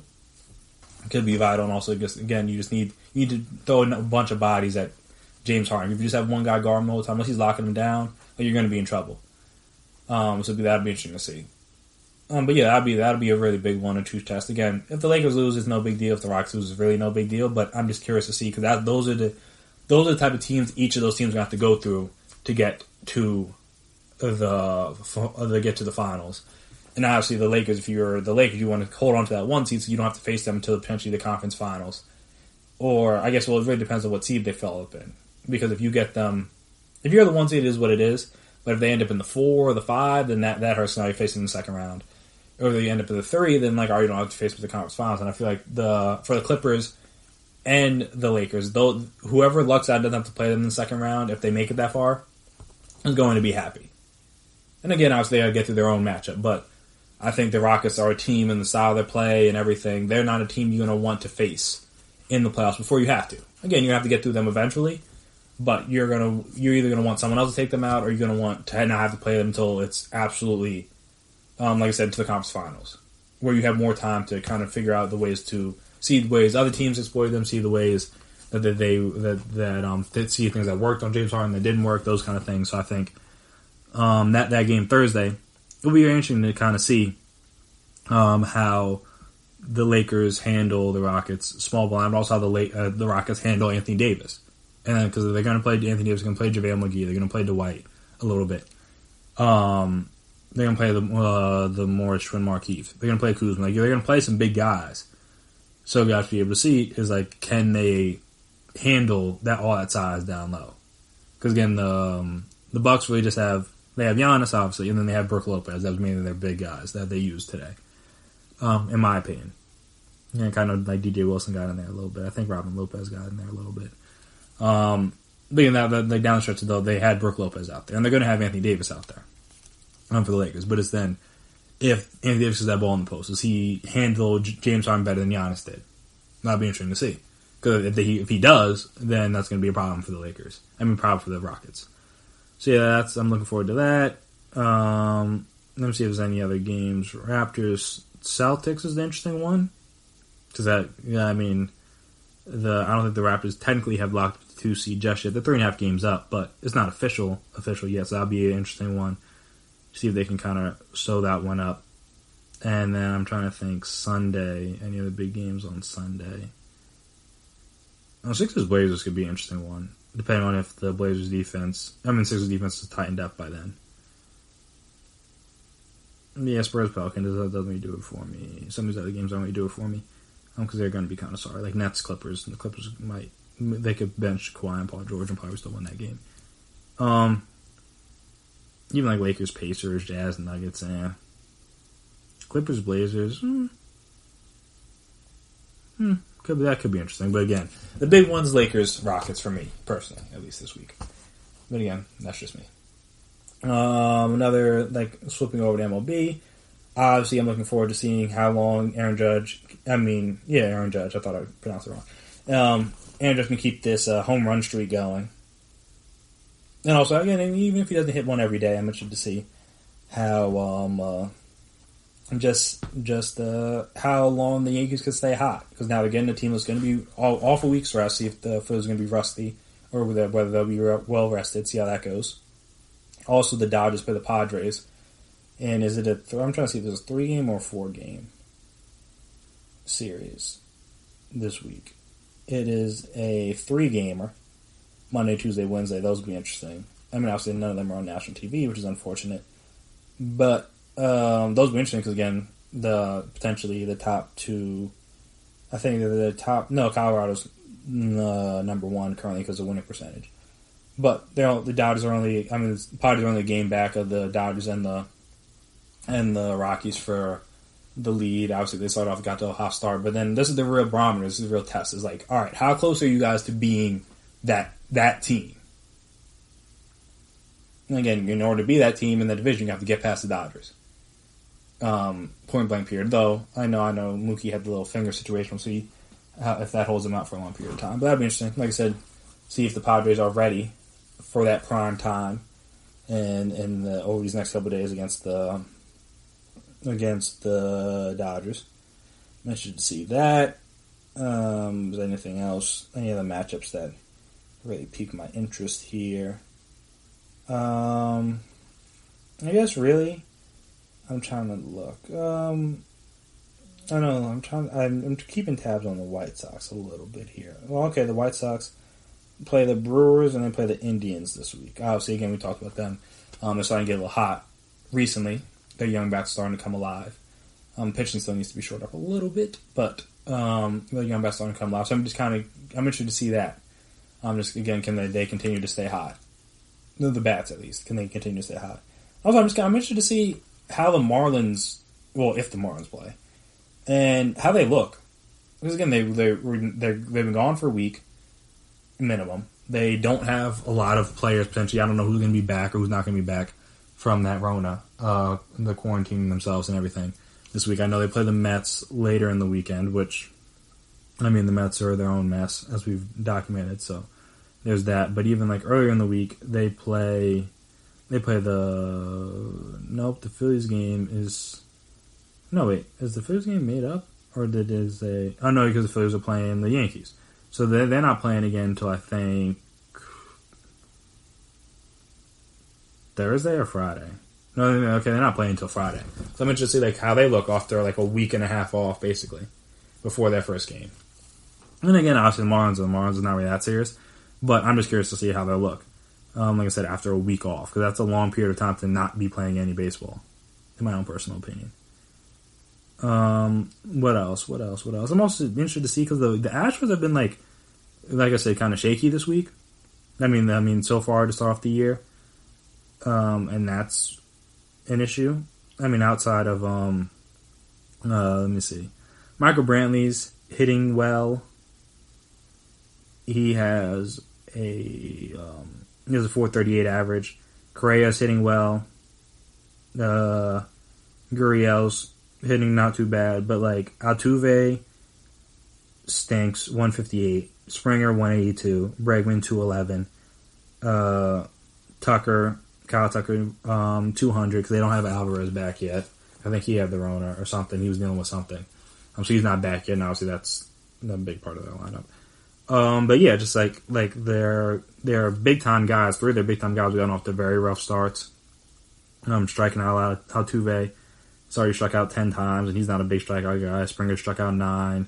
Bregman struck out 6. The most any of them have is 2. I mean, Bregman has 2 home runs. Springer only has 2 home runs. Like I'm saying, it's just they haven't gone off to a great start. And again, their division's not that great, so that's helped them stay not be that far behind. But like I'm saying, with every game and every time they strike out, because everybody's making jokes. I think even Oral Hershiser made the joke on ESPN. It's a lot harder to hit when you don't know what's coming. I'm saying they may not be hearing jokes from the fans in the stands, but they're going to get a lot of jokes on social media until they start hitting better. You know what I'm saying? Every time Altuve strikes out, every time Springer, Correa, Bregman, all those guys. Anytime that happens, people are going to make fun of them, and I can't blame them for doing that because, again, they did cheat and more or less get away with it. So I can't be that mad at the people for trying to police them or trying to, again, make it so that they know people didn't forget, because obviously fans sometimes have longer memories than the athletes. But yeah, I'm just interested to see just how they continue to grow through the season, because like I said, they haven't got off to the hottest start. A lot of the guys are hitting kind of shaky. And it's going to be curious to see, but it's just a shortened season. You have a lot of time to work through those slumps. Like, if you go on a big slump for the first 20 games, like, that's a third of your season already shot. It's going to be... No, that's not impossible, because, again, these are very good hitters. But it's going to be tough to come back from that. If you get off to, like a 7-13, 8-12, 9-11 start, that could be bad, again, if the rest of the teams in your division are playing better. But luckily for them, they're not, because they are tied for first currently with the 5-4 record. Because the Oakland's also 5-4. I think they play Oakland this week, so that'd be interesting to try to again get see who has the upper hand, because they play the Diamondbacks first, and they play a series with the Astros Friday, Saturday, Sunday. So with the Athletics, excuse me, Friday, Saturday, Sunday. So interesting to see again how the Astros continue to deal with this, and if again just battle for potentially first place in the division in the early part of the season over the weekend. So that'd be interesting. Also, the NHL just continuing their opening, their qualifying rounds and different things, going through that tournament, seeing how it works, seeing teams that get upset, teams that make it through, surprise performances, anything like that. Keeping track on that. It's a shame that Sabrina Ionescu got hurt. I think she would have got a grade 3 ankle sprain, because that was going to be one of the more interesting storylines and players to follow for the WNBA season. Because again, she looked good in her first 2 games, but then obviously she got hurt. And now, who knows if she'll be back. They didn't say she's out for the season, but it's like, it's a shortened season anyway, so like, why even risk it if it's kind of iffy? But hey, we'll see how that goes. But yeah, it should be interesting. And nonetheless, I'm trying to think what other. Also, again, just keeping tabs on that Pac-12 story. See what happens with that. Seeing, I think the opt-out deadline is Wednesday as of this moment, so we'll keep tracks on that. See if any other big-time players opt out. Or just any players in general, because again, not every player is big time, but like Nate Solder opting out isn't it the worst thing for the Giants? Maybe, maybe not, because he's not that good currently. But also, again, now Andrew Thomas has to start, basically. I mean, they could say whatever they want. There's no way he's not starting. At least with Solder and Cam Fleming, I mean, he should have been able to beat out Cam Fleming. But like now, like, what are they going to start, Nick Gates or someone on the tackle? Like, no, it doesn't make any sense. But also now they don't have as much depth. Because now at least you had 3 guys, well, including the rookie, with starting caliber ability. Now you're down to 2. And then, like I said, now you just got backups. Now your backups are now further up the depth chart. So it's one of those things where, again, I don't begrudge anybody for opting out. Anyone that doesn't feel safe or doesn't think the risks are warranted should opt out. But it's just one of those situations where, from John's perspective now, things are a little bit tighter for them. So you got to work through that and see how it goes. So yeah, I'm just interested to see that kind of stuff too. Obviously I don't want people catching the Rona. I'm just interested to see like any other interesting names pop up on the reserve COVID list, and then interesting names opt out. Like I said, we got lots to look forward to in sports now, so that is definitely a plus. I'll probably try to do these, just like I did the recaps and stuff every Sunday. I'll probably try to do the look ahead every Sunday for the time being, at least until it gets down to like playoffs and different things where there's a lot less games and stuff going on. And for the time being, just kind of just like things that are like going on in leagues and keeping my eyes out for, and the both that have happened, and like I said, looking ahead for the next week at least, because you can't project too far in advance, at least for the next week. And I'll try to do that for another episode or two, or another Sunday episode, or Sunday for me, Monday for you guys. You get the point. You guys have been listening to this for a while. You guys understand the schedule and the process. You guys are smart people. I know that. But that'll do it for me here today on the GSMC Sports Podcast, presented by GSMC Podcast. Now, I want to thank you guys, as always, for listening.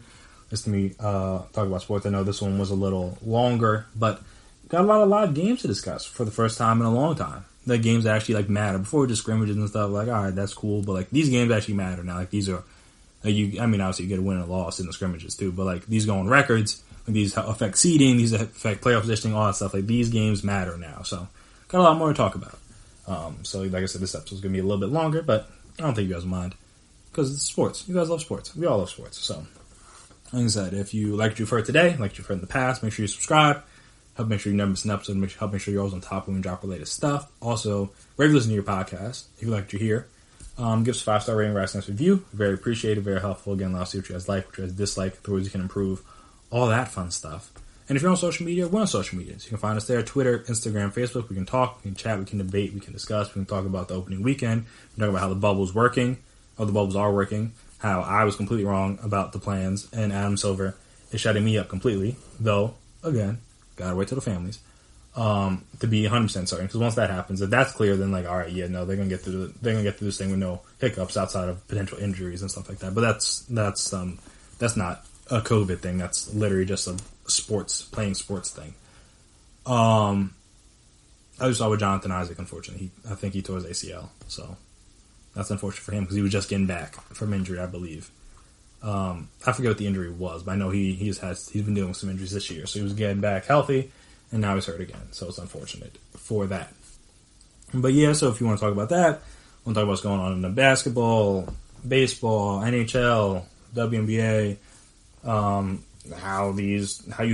whether you think the NFL or college football is going to be able to play through the season, all that stuff. Like I said, we got a lot of sports back to talk about, so I'd be more than happy to discuss it with all of you guys on any of our social media platforms. Before I get out of here, again, I want to make sure I give my shout out to the essential workers. So like I said, first responders, EMTs, nurses, doctors, firefighters, grocery store workers, delivery drivers, post office people.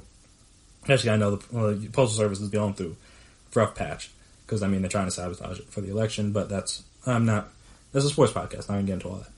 But if you know, you know. So yeah, shout out to you guys. I know you guys are dealing with a lot of stuff has been being backed up. You're dealing with weird hours and different things from the stories I've read and articles I've read, different things like that. It's a complete mess. USPS is a complete mess right now. And it's not their fault. So again, it's a shame that you guys are dealing with this. It's a shame you guys aren't, you shouldn't have to be dealing with this and, getting less money and less hours and all this other weird stuff you're dealing with. But yes, shout out to you guys for getting through that because you guys are a very important service, you're essential service in the country, obviously, which is why you're still open. But again, you shouldn't be being sabotaged in this way. Shout out to delivery drivers, whether it's like Amazon, FedEx, UPS, Instacart, Uber, Lyft, Uber Eats, any of those services that allow, so I don't have to leave my house to get items, or me, or anybody else, just because, again, if you don't feel safe, you should be able to order stuff to the comfort of your own home. Very convenient, and I appreciate the guys that allow for that to happen. But yeah, and also, wear a mask. But yeah, that'll do it for me here today. I have been Chris Blades. That has been my time, and until next time,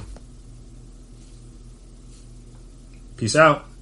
You've been listening to the Golden State Media Concepts Sports Podcast, part of the Golden State Media Concepts Podcast Network. You can find this show and others like it at www.gsmcpodcast.com. Download our podcast on iTunes, Stitcher, SoundCloud, and Google Play. Just type in GSMC to find all the shows from the Golden State Media Concepts Podcast Network. From movies to music, from sports to entertainment, and even weird news. You can also follow us on Twitter and on Facebook. Thank you, and we hope you have enjoyed today's program.